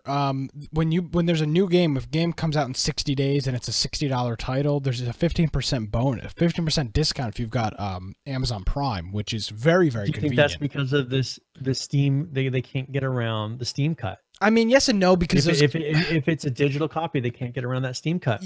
Yeah, but what I'm saying is most of those games are not even available on PC with the discount because you can't buy the physical copy of the game on PC. So it's not like, oh, I was going to buy this game on the computer, but now I'm buying it on the Xbox because I get like $8 off it. I don't. That would be a stretch. Yeah. I think. I can guarantee. I'm just wondering if I wanted a game on the PC, I would buy it at $60 on the PC, then like $40 whatever dollars or $50 whatever dollars on the PlayStation or Xbox. I mean, you're talking about platform differences there. So I don't know what the reason. I think it's just they call it Games for Gold. Oh, not Games for Gold. Well, actually, I think that is what it's called. Or not. Never mind. That's Xbox's program, but whatever their discount program is called. So yeah, there you go. Well, so we'll see. We'll see where this leads. But I think they're just trying to build up a library. They got to make their client better, though. It's not like Steam. I just don't like launching it because it stays in your taskbar. Like it's just not user friendly yet. And then you figured they'd be throwing some more money into that. But I mean, if anything, they've got those Amazon Studios. Like they have a huge opportunity to make games that only launch in this platform if they wanted to. Kind of like what Netflix does. Netflix holds a bunch of subscribers because they have shows that are only available on Netflix. And if someone really likes that show, people have to stay subscribed to Netflix. Yeah. I think that we're going to see Amazon start going that direction to where they will say, all right, we've got some titles that are exclusive to our Twitch app. You can't buy them through Steam. And, and it's just start kind of getting people over there. And maybe we'll see the Steam/Amazon kind of wars that you almost saw with Amazon streaming service, in Netflix. Absolutely. So we'll see. It'll be interesting to see where it goes. It will.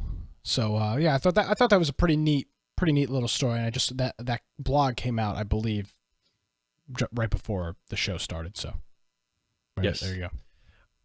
All right, so let's go ahead, and I was going to mention some things because the Darwin Project did a pretty big update. They had their kind of open beta that they did here a couple weeks ago. Now they are now on Steam, so this is $14.99. You can buy it, and this is the one that we about a year ago now, right? Yeah, it was about a year ago. PAX is happening next week, I think. Yeah. Yep, we ran across this booth and had an opportunity to interview them and really be one of the first people to see this game that I know of. I mean, I didn't see anyone even mention it before we came across them. So they have on here on the 7th, they came out with a patch. This is for 1.8. They wanted to make a note that today's patch notes are shorter since we've been working heavily on our Xbox One build to complete the final steps before launch. But they did have a bunch. I mean, it's shorter, but if you look at the notes here, it's actually pretty long. They've listed and reduced the number of players required to start a private match. So you can have less players inside of a private match if you want to, and not have to have a full set of people. And then they did a lot of improvements to the spectator interactions feature. So when you stream a Darwin Project starting on Friday, your viewers will be able to cast their votes, even if you're not playing as the show director. So this was on March 9th that they came out this update. So the spectator interactions that they did is they have cross live stream updates. So spectators watching contestants and show directors are on both Mixer and Twitch can now vote on the same match. Viewers who are tuned into each player's stream will now be able to vote on the decision of the show director in a match. Previously, only viewers of the show director's stream could vote. So if you jump into a game that someone else is streaming and you're a contestant in it, you can actually, your votes now count towards, like player of the game, things like that. So you have to have at least one player in the match is connected to the Twitch. So as long as at least one player in the match is connected to Twitch in the Darwin project and has our Twitch extension installed, which is a free extension, the show director in the match will have the option to ask the spectators to vote. So the viewers each player stream in these streams will have the Twitch will then be able to participate in these votes, and it should be all automated. They've got it all communicating in the backside on Twitch. So in here they show an example, like 14,000 spectators can vote on this. So if you have like 10 players, spectators combined, they can have it to where all of those are voting across all those different players. This is kind of a new thing. We've seen Twitch add-ons, but this is the first time I've really seen it that heavily integrated with this, with a game like this. They redid the main menu on here. They added a health and cold bar to the vote interface, added Steam avatar to the vote interface, and then vote interface now disappears after viewers cast their vote. So you can see, what the status of the person is before you vote for them and see a picture of what their Steam avatar. Maybe you can see it's a totally trolly one and be like, I don't want to vote for that person. Judging a book by its cover. On here, yeah, don't judge a book by its cover. Well, if you'd be funny, you look through your Steam friends list, you see some interesting things. Yeah, like your avatar, my avatar. So yeah, for the leaderboards, the official ratings will reset every Tuesday at 7 p.m. So the leaderboards are just a week at a time. They added a report button at the end of the match. So if you want to report a cheater on there, you can do that at the end of the match. Also, they've been optimizing the visual effects in the game, and they were able to fix a issue that was causing an FPS drop. They added a confetti effect around the contestants chosen as the crowd favorites. So when you're crowd favorite, you have confetti jump around you, and then they did a number of bug fixes. So, yeah, so that is the Darwin project. As I said, I think it's what, $14.99 on here, which isn't a ridiculous price. It is a lot of fun. It'd be fun. We'd have to get a big enough group together to be able to play, and actually kind of take advantage of some of this. But we'll be seeing as some of the bigger streamers come in, and maybe you can jump into their games and take advantage of the kind of interactivity of it. So we don't have a lot of people that own it, so we'll just see if some people pick it up. Do we still own it? Did our keys transfer over? Or are our keys gone? I don't have Steam open. I'm pretty sure that I have it. Yes, so I do have it. And if you go to you can go to the store page, and it actually brings you to the store page.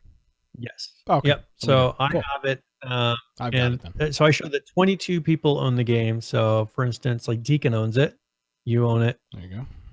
I have a couple. Tag owns it. So we got enough to where we could make a game if we wanted to jump in there and do it. So it's up to you. Maybe we could do it as a Saturday, like a Saturday game or something. Get all the people that own it to jump in, and we'll do some tests. Absolutely. All right. Now, let's go and jump. Here's just going to be a short one, but Unturned came out with another patch.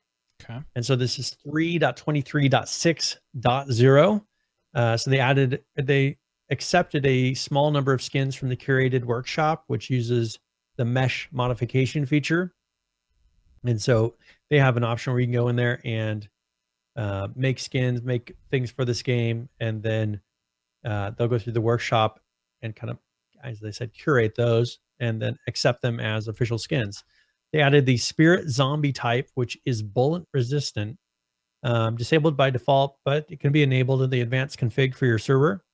They added a option for disable module for the in the command line when launching, and then also added streaming audio plugin to community module. So they have a better streaming audio plugin now. They improved the nighttime lights to be moddable, so you can actually mod the nighttime lights, and did a couple tweaks and fixes. So they said upcoming, the update number 3, so 3 of 3 for Greece, which contains the full quest lines and has been growing continually complex, but should be on track for release soon.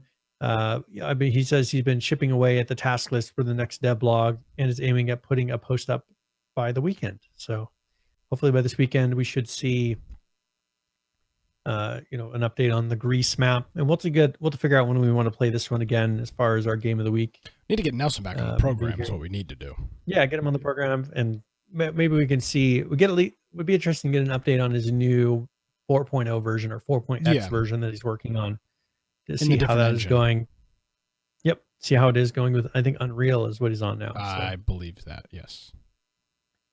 All right, and then there's one more game here I wanted to talk about for a little bit, and this is a survival game. This Okay. is called Next Day Survival. I played it a little bit, and it is one that it's out of Russia, but it's a true survival game. You can get it on Steam. I'll have to look at the price. Let's see, Next Day Survival. It's $9.99, and it is a early access open world survival multiplayer. It's one where you just kind of run around and looting, some crafting. I think I don't remember too much of the crafting, but a little bit of crafting in it. But you just kind of run around and fight other players. So definitely PvP. But they went in there and they said that they were having crash errors, memory cannot read write errors that they were having, and so they had to go through and do a number of fixes for this patch to be able to fix that.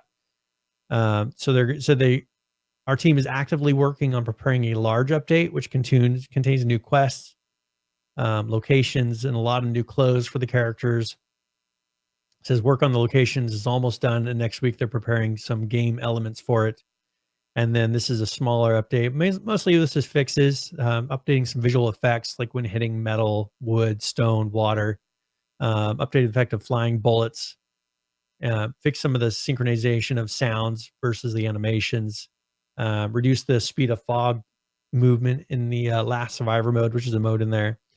And then, a lot of fixes. So they're going to be coming out with a pretty big content update here in the next week or two. And then they had this one, and then they'll be having they had a hot fix that they put out the next day, which just had a couple of fixes on it, bugs that they were able to actually fix. That memory cannot be read error. So if you go in there, you should be able to launch it. But it is a pretty fun game. If you have it, go check it out, try out some of these new features. But if you don't, you should go on Steam and look at it.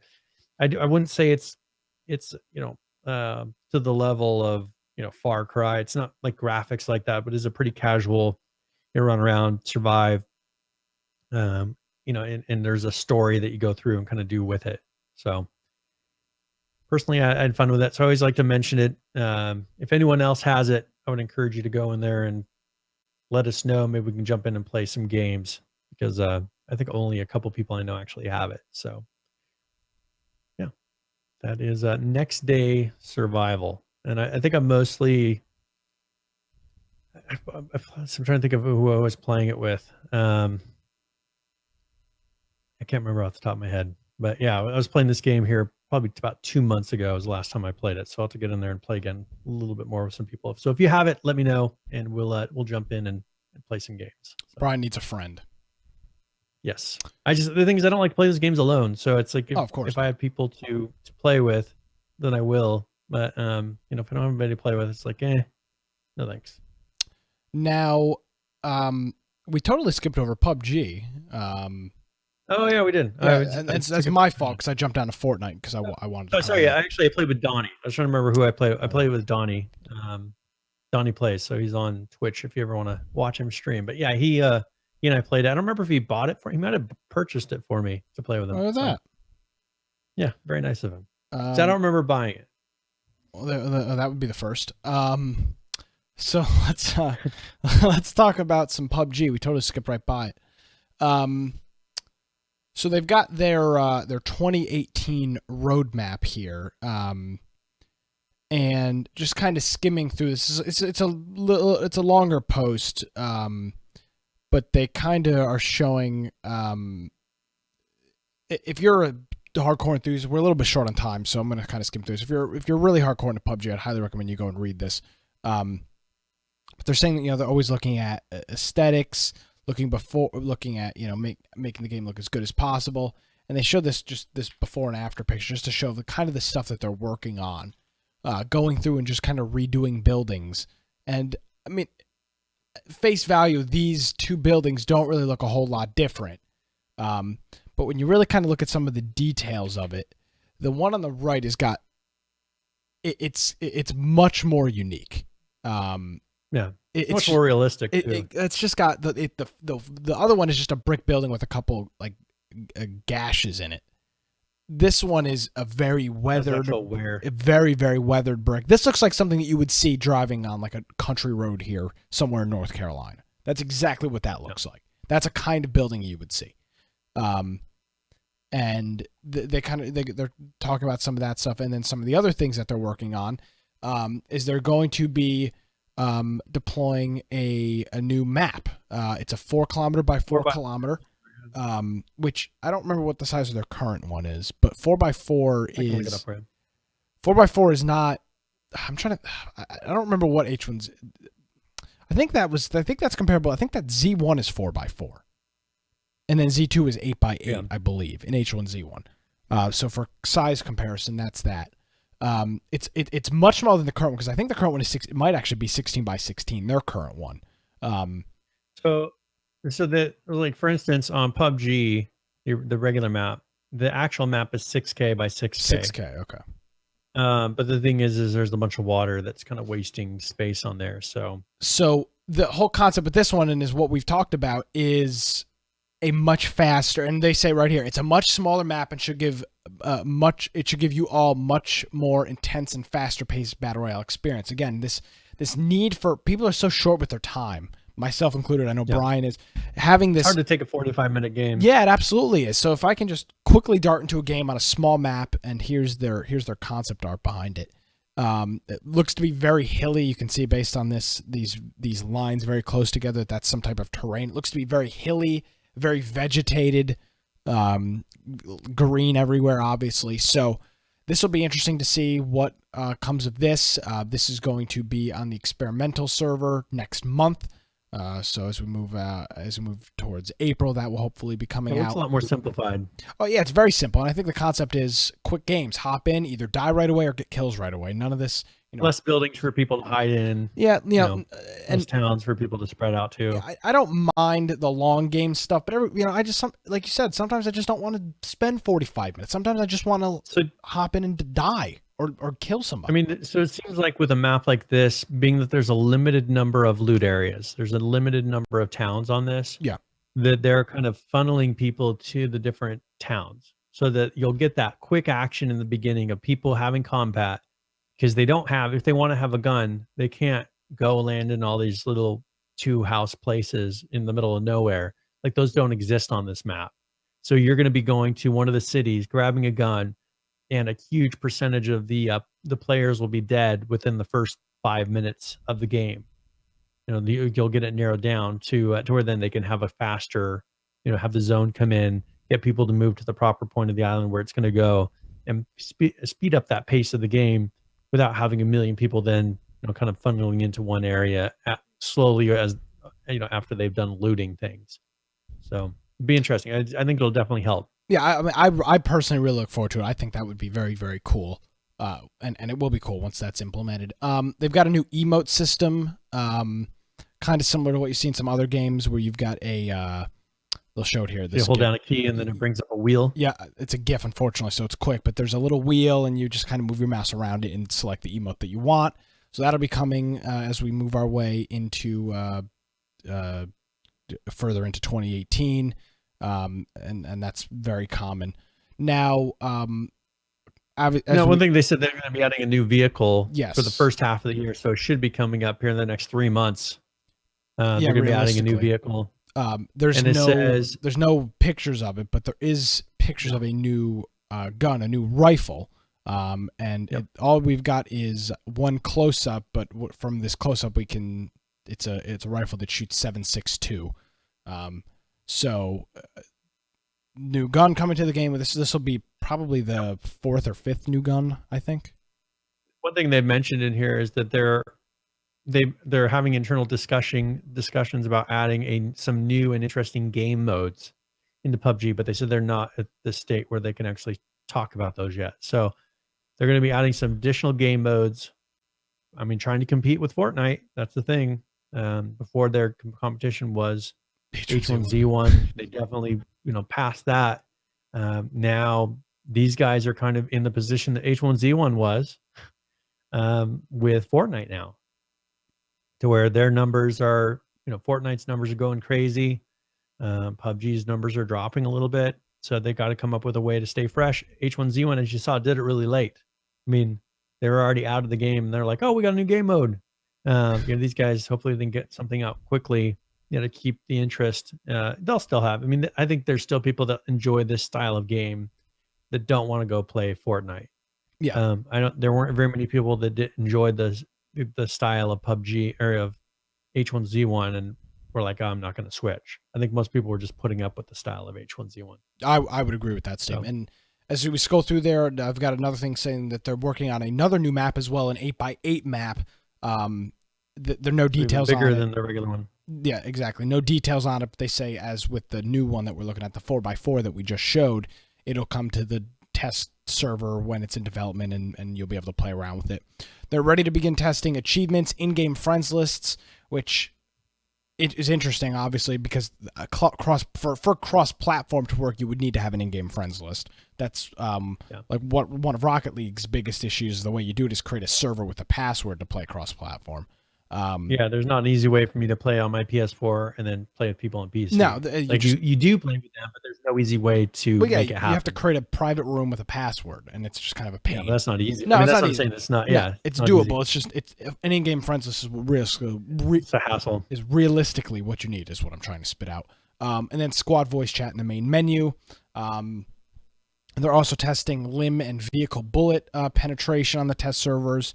And in 2018, they're going to be they're going to be overhauling their entire TPP and FPP animation systems. What is that? What do those stand for? Do you have any idea? First person, and third person. Okay, so that's what those stand for. First person. First person. So just jumping between the. Well, you have maps that are only first person. So. Yeah.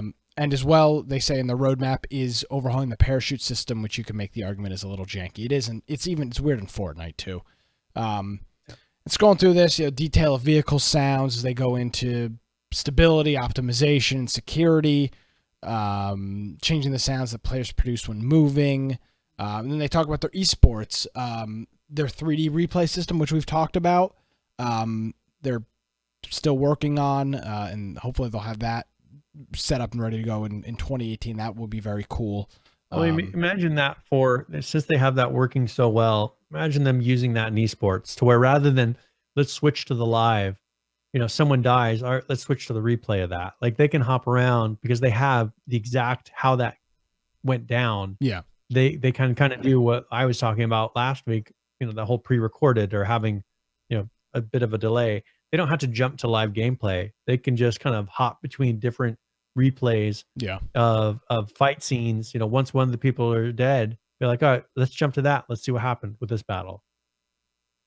So I think that's a better way to do it. And just kind of make sure you do them in order so you don't see in the kill feed someone dying before they died.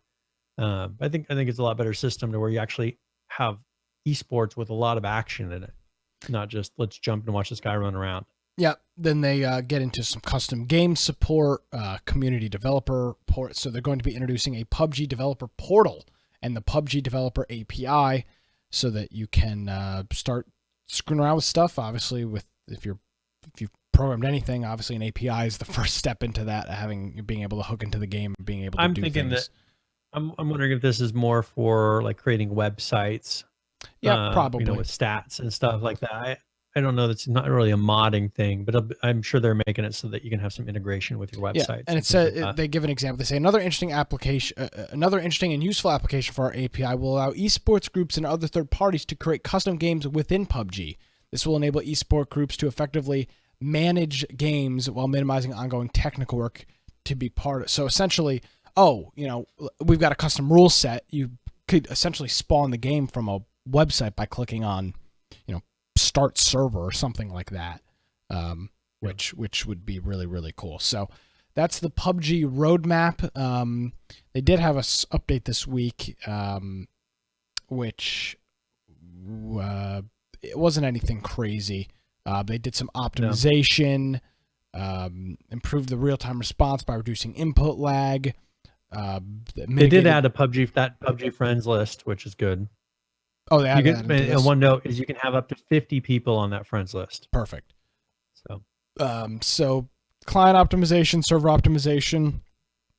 As Brian said, added the PUBG friends list rather, and you can add them. they added voice chat to the main menu. So if you're in a group, It's the if squad you're in voice a chat. group, Yeah. Yep. If you're in the group in the main menu, you can continue to chat because maybe it's somebody you've just joined up with. You play to them. You're like, oh, I want to add them to my friends list. And the ability to actually communicate, without using Discord. And it'll also have players that you recently were in a team with. So you'll have a recent tab on there, so you can look and maybe add somebody after the fact of, oh, I played with that person. They were nice. This is totally independent from the Steam list. So you don't have to be Steam friends to be friends on this. So it can be just someone that you played with. Absolutely. And hey, They did add 37 achievements on Steam. So if you're one of those people who are crazy about Steam achievements, go in there and gain some. There you go. For all your achievement whores, you can you can go ahead and. I was thinking that, but I didn't say it. But yeah. That's nothing wrong with that. It's just some people, that's what they like to do. Yep. All right. Well, we're about an hour and 50 minutes into the program. And before current players, if we don't have any other news, which actually, surprisingly, we got through all of the news with some big topics this week. Start our giveaway here. Yes. So, all right. So let me go ahead and get the prompt up here, and this will be another. Should I do a higher one? Let's do a. This is going to be a big game. So, how many points? 100 points should we do, Nick? Let's do 100 points. It's a biggie. All right. So exclamation point giveaway, and this will be for 100 points, and I'm going to be giving away a copy of Dark Souls 3. Oh, yeah, this is a big one. So Dark Souls 3, and this is a game that I think right now is about, what, $60, I think right now on Steam, if I remember correctly. It is $59.99. And so if you, if you don't have Dark Souls 3, I encourage you to enter. It is a lot of fun. It is a rage-inducing game that you will die many times, and then you'll want to die in real life because you've died in the game. It will, it's an interesting one. And it is fun. I mean, I played it. I've played it, like 9 hours worth, and I died a lot, but it is a lot of fun to play. Just be prepared, as I said. To unfortunately, our raffle's a little too rich for Saul's blood. All that government money he's making, so it's fine. He'll have to sit this one out. But if you don't want to sit this one out, exclamation point giveaway in the chat. And if you're not tuning in live, missing out. But that's that. We'll do that here in a couple of minutes.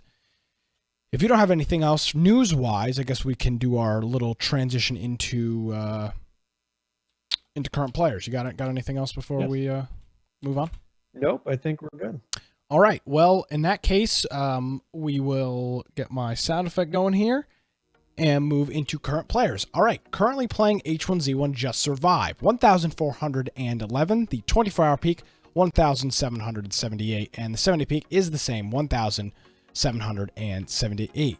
Moving on. King of the Kill. We'll do some analysis of these numbers after we wrap all of them up. Currently playing 12,855. The 24-hour peak, 28,342. With a 70 peak coming in pretty high here, 42,231. Moving over to Ark Survival Evolved. Currently playing 32,899. The 24-hour peak, 46,584. 59,701 is your 7-day peak for that. And then everybody's favorite, the one anybody cares about, PUBG. Currently playing 378,086, the 24-hour peak, 2,100,904, and the 7-day, 2,736,269. So with that, we will go back to the King of the Kill numbers, and I'll read through these one more time. So currently, 12,855. The 24-hour is 28,342. With a 7-day peak of 42,231. Now, if we look at our 3-month chart here without the Twitch graphics on there, you can see that this is pretty much the highest it's been in about 3 months. And if we look back at this was the last this is when they did their free weekend back in December, a couple of weeks before Christmas. So that is they had a pretty extreme jump here. The peak is very it resembles that free weekend a lot. Look at the shape of the peak. Oh yeah, it's almost identical. It's almost identical. Now we're not far enough past the weekend yet to see what the future is going to look like. See if there's another leap this weekend or something. But and if we pull back to 6 months, you can see obviously it's still declining. But besides that free weekend, this was the highest peak since the middle of November of 2017. And if we bring it down to 1 month, you can see that you're looking at players. You're looking at sub 10,000 players. And then this is their battle. This is the leaving early access, and then this is the weekend that they released Car Royale or Auto Royale, whatever the hell they call it, and went free to play. So there you go. That's my analysis of the numbers. 42,000 is a lot. Most in the past, it's been the most in 3 months. Now again, the question will be: do you think it'll be above 20,000 by the next week? It'll probably be around 20,000. And the problem is, and again, not saying it because the game is bad, it just doesn't have any longevity. It's fun. It's going to be fun to play every once in a while for a game of the week for us. It'll be fun every once in a while to be like, God, for some reason I got an itch or an urge to play Auto Royale, play some H1Z1. But outside of that, you are not going to be, you're not going to be sitting at your desk at 3:30 daydreaming about getting home to play Auto Royale. I don't think. But I could be wrong. And it's not. I've been wrong. It's not a game that really leads to even like all these competitive leagues and everything they're trying to do. The car one is not because those are usually because you have individuals that are incredibly good, and you get to see crazy shots and that like individuals being good as a team. I don't think that you're going to get as much of. I don't think you're going to get as much ground trying to have these pro teams playing in the Auto Royale. I just don't see them wanting to, because it doesn't showcase their individual skills well enough, and I think that's a lot about what having pro teams is about. Like seeing, man, this guy had a really good shot. I mean, that's with CSGO, that's what it's all about. And I think even in the regular H1Z1 mode, like just seeing individuals do crazy things, that's what people want to see. They don't want to see a generic driving around. Like I don't see, like, for instance, even the Dr. Disrespect stream. You see him doing Auto Royale very much. Like there's it's too consistently the same, right? Crazy things don't happen as much. Just going to be driving and dying. It's not that I don't necessarily disagree with that. And thank you, VCK, for the subscription.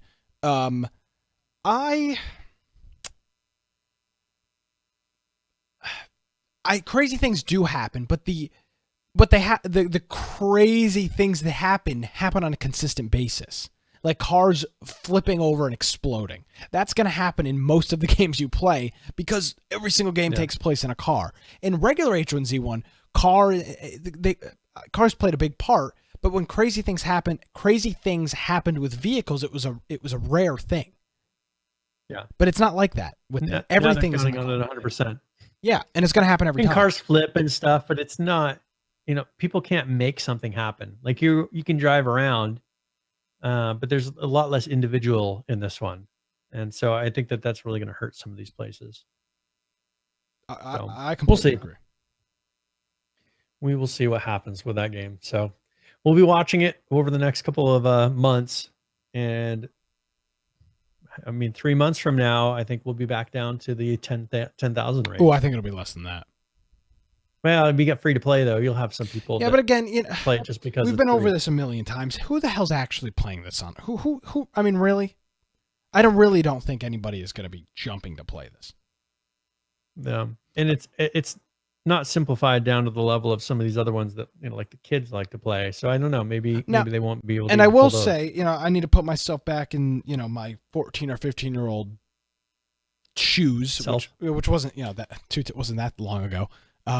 For me, it was a little while ago. Yeah, sorry. for you. Well, that's fine. You're an old man. And I was, yeah, I would browse what was free on Steam, and I played a whole bunch of those free to play games because I didn't have the discretionary income, and I'm not bragging that I've got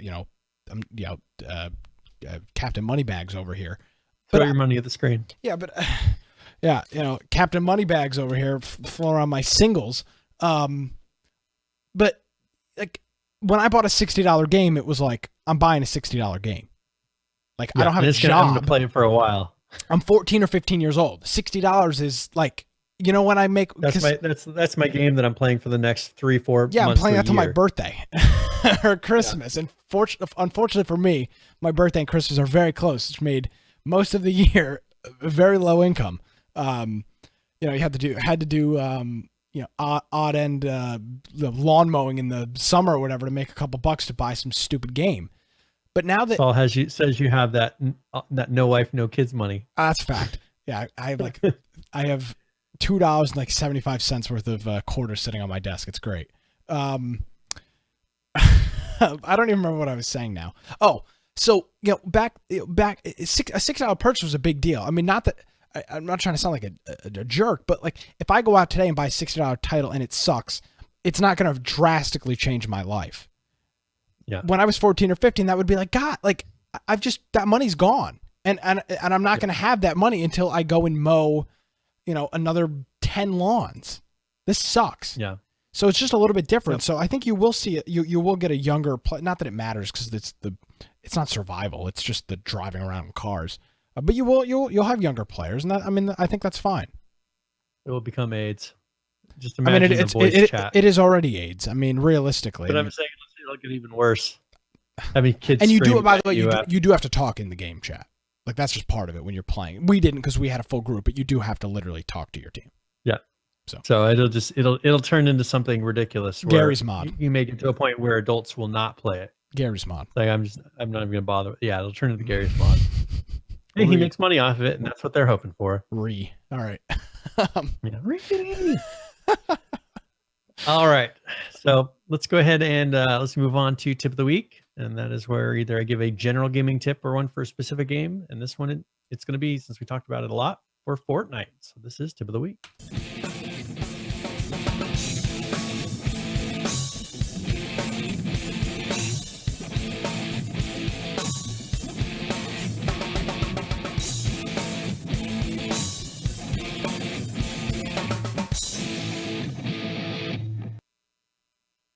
All right, so here's just a couple of quick tips for Fortnite, which, as you know, is one of the most popular games out there today. Now, in Fortnite, one thing you have to keep in mind is that your player does not regenerate health. So you either have to find bandages, med kits, or something they call slurp juice to be able to get your health back. So just so you know, the bandages, those will give you 15 health each. And kind of similar to some things that you run into even in PUBG, that will go up to 75 health, which is pretty much % of your health. Then if you want to go beyond that 75%, you need to get the med kits or the slurp juice. And those will get you from that 25 up to 100% range. Now, a med kit will always give you 100% health. So if you only have 75% to go, you may want to consider not using the med kit, because you could use that med kit when you're down to 25% and it'll get you to 100. The slurp juice, on the other hand, actually will regenerate 25 health. And so, but that's over 25 seconds. So over that 25 seconds, you will get 25 health back, and also you'll get 25 shield. So each second it's regenerating 1 health and 1 shield with the slurp juice. Another thing you'll see is a shield potion. And what that does is it grants you 50 shield, but it does not affect your health. So when you're out there, get some bandages. Just remember, they're not going to take you over to 75% health. They will give you 15% each. This med kits and the slurp juice will give you beyond the 75%, but med kits will always give you 100%. And then slurps will give you 25 health and shield. So hopefully that helps you play, because that's something that isn't always noticeable right away when you're starting to play. But that is tip of the week. All righty. Thank you very much, Brian. Yes. All right. So we ready to do? Is everyone entered for the raffle that wants to enter? I would say so. We good to go? All right. So we go ahead and roll this. So congratulations, UGX Vibe. He's been a follower of the show for a while. PH just missed it by 5 seconds or less.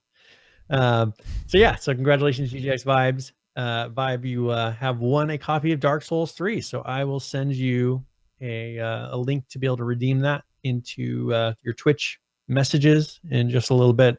I'll send it from our infection account. So you should be able to, as long as you follow us, it should come into your regular. But if not, go check into your other messages, and perhaps because I'm sending a link, it might go there. So hopefully PH can handle the fact that he missed me hitting to pick the raffle winner by 1 second. I mean, what are you going to do? Now, I do want to mention I played a game last night, Brian. I did have 10 minutes to enter. Yeah.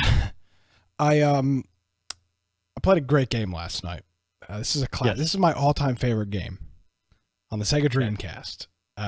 And I felt the need to bring this up. I don't know why. Sega Bass Fishing. I don't know if you've ever played this game. This game is a gem. I've seen it. And the reason it's a gem is because I have the controller. You have the Bass. The Bass controller. Let me tell you, this is the golden age of gaming right here. I turned this on, plugged in my controller, no updates, played for like 45 minutes, completed all the levels, got #1 on the scoreboard for the entire game. I caught this massive 36-pound bass to wrap it up. It was a great time. Then I was like, oh, well, what other game? I mean, I felt bad because I walked by this stupid shelf all day with all these stupid games I never play because I'm mentally ill. So I was like, well, you know, I feel like playing a little bit of Halo. So I turn on my Xbox One. It's got to do a 4.5 gigabyte update. So that does that. And then Halo's got to do like a 2 gigabyte update. And I was like, screw this. So then I played Sega Bass Fishing. Yeah, I always played Crazy Taxi. Crazy Taxi was one of my all-time favorites as well. Love Crazy Taxi. So that's the thing with the Dreamcast. It was way ahead of its time. Yeah, incredibly. I remember playing it. I would run Linux on mine. Mm-hmm. I've got a Linux CD for mine as well. Yeah, and then I had a Neo Geo emulator on it, which had like a couple hundred games on it. I mean, it was way ahead of its time. I mean, it was Windows. So Windows, not ME, Windows CE. CE, yeah, that's what it was. Yeah, so I mean, it's running Windows. It was super advanced. But you know, they just couldn't compete, even though the games were good. They couldn't get those exclusive titles. Yeah, they couldn't get the exclusive titles, and people could copy them. Now, I still would go out and buy some, but the thing is that when you make it on a platform that's open like that, people can copy the games, and that's one thing. Keeping such a closed environment with PS4 and Xbox, they've been able to kind of keep it in check. I mean, not that I ever would burn a game for the Dreamcast because that would just be incredibly illegal. But if you wanted to, I mean, you literally just use like any CD burner and you just put the ISO on it and you just click burn. And you just doing the OJ Simpson allegedly. Yes, the allegedly. I mean, you do allegedly. You do allegedly also slow down the write speed to like 8 or 16x so that make sure that so that actually can burn. Allegedly. Allegedly. If I was going to burn it, that's what I would do. And then that's literally it. You from what I've watched some. Is a segment called "When I Burned a Sega Dreamcast"? No. I watched a YouTube video, and this is what the gentleman said to do. He said just. Yeah. I mean, Brian, if you don't believe me, I've got the disc. I mean, I literally own this game. I've got the physical disc. I didn't like screen print the thing on it. So yeah. I don't appreciate that. I still have some of my Dreamcast games. Well, that's good. You should send them to me. So yeah, I still have my Dreamcast. Well, send me that too. I'm kidding. I don't remember what I was talking about, but yeah. So I don't know why I felt the need to bring that up, but I did. Played a game. I was very proud of myself. I've still been playing Battlefield, right? Call of Duty. Oh, Battlefield 1. Battlefield 1. Very good. Been playing that stuff still, and then I got what's the other one that's like it, but more modern. It's by EA as well. And you're in like Titanfall. Titanfall 2. I've been playing that. Okay, how's that going? And I haven't played any online. I've just been playing the story, which is good. Cool. I'm not sure how the online is for it. And then I've been playing Battlefront with Laura, which controls are. I mean, I just have a hard time seeing with that. So yeah, I've been playing a number of PS4 games because, as I said, it's hard when I've been back here all day on the computer doing school that like I just want to get away from my monitors and just sit on the couch. So it's been, yeah. So we'll see if that changes. But I've been in the mood to play PS4 lately. And there you go. All Alrighty. right. So are we ready to roll out here? I believe so. What are we playing Friday night? And I guess we'll go from there. Yep. So this Friday night, we will be playing Zombie Panic. Make sure you go and download it beforehand. Maybe make sure it launches correctly, but it's Zombie Panic Source.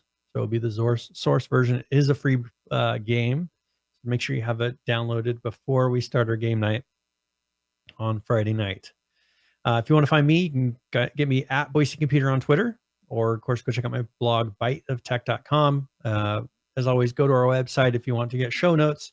If you'd like to follow our YouTube channel, find us on Twitch, get our podcast audio only versions, look up all these different show notes that we have with all these different links.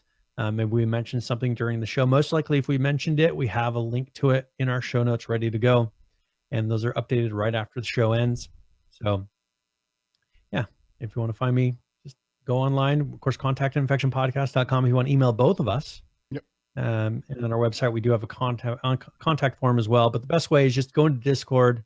We have people messaging back and forth, but that's an excellent way to be able to communicate with everyone. And plus, we have a lot of fun on there. So if you listen to this and consider yourself,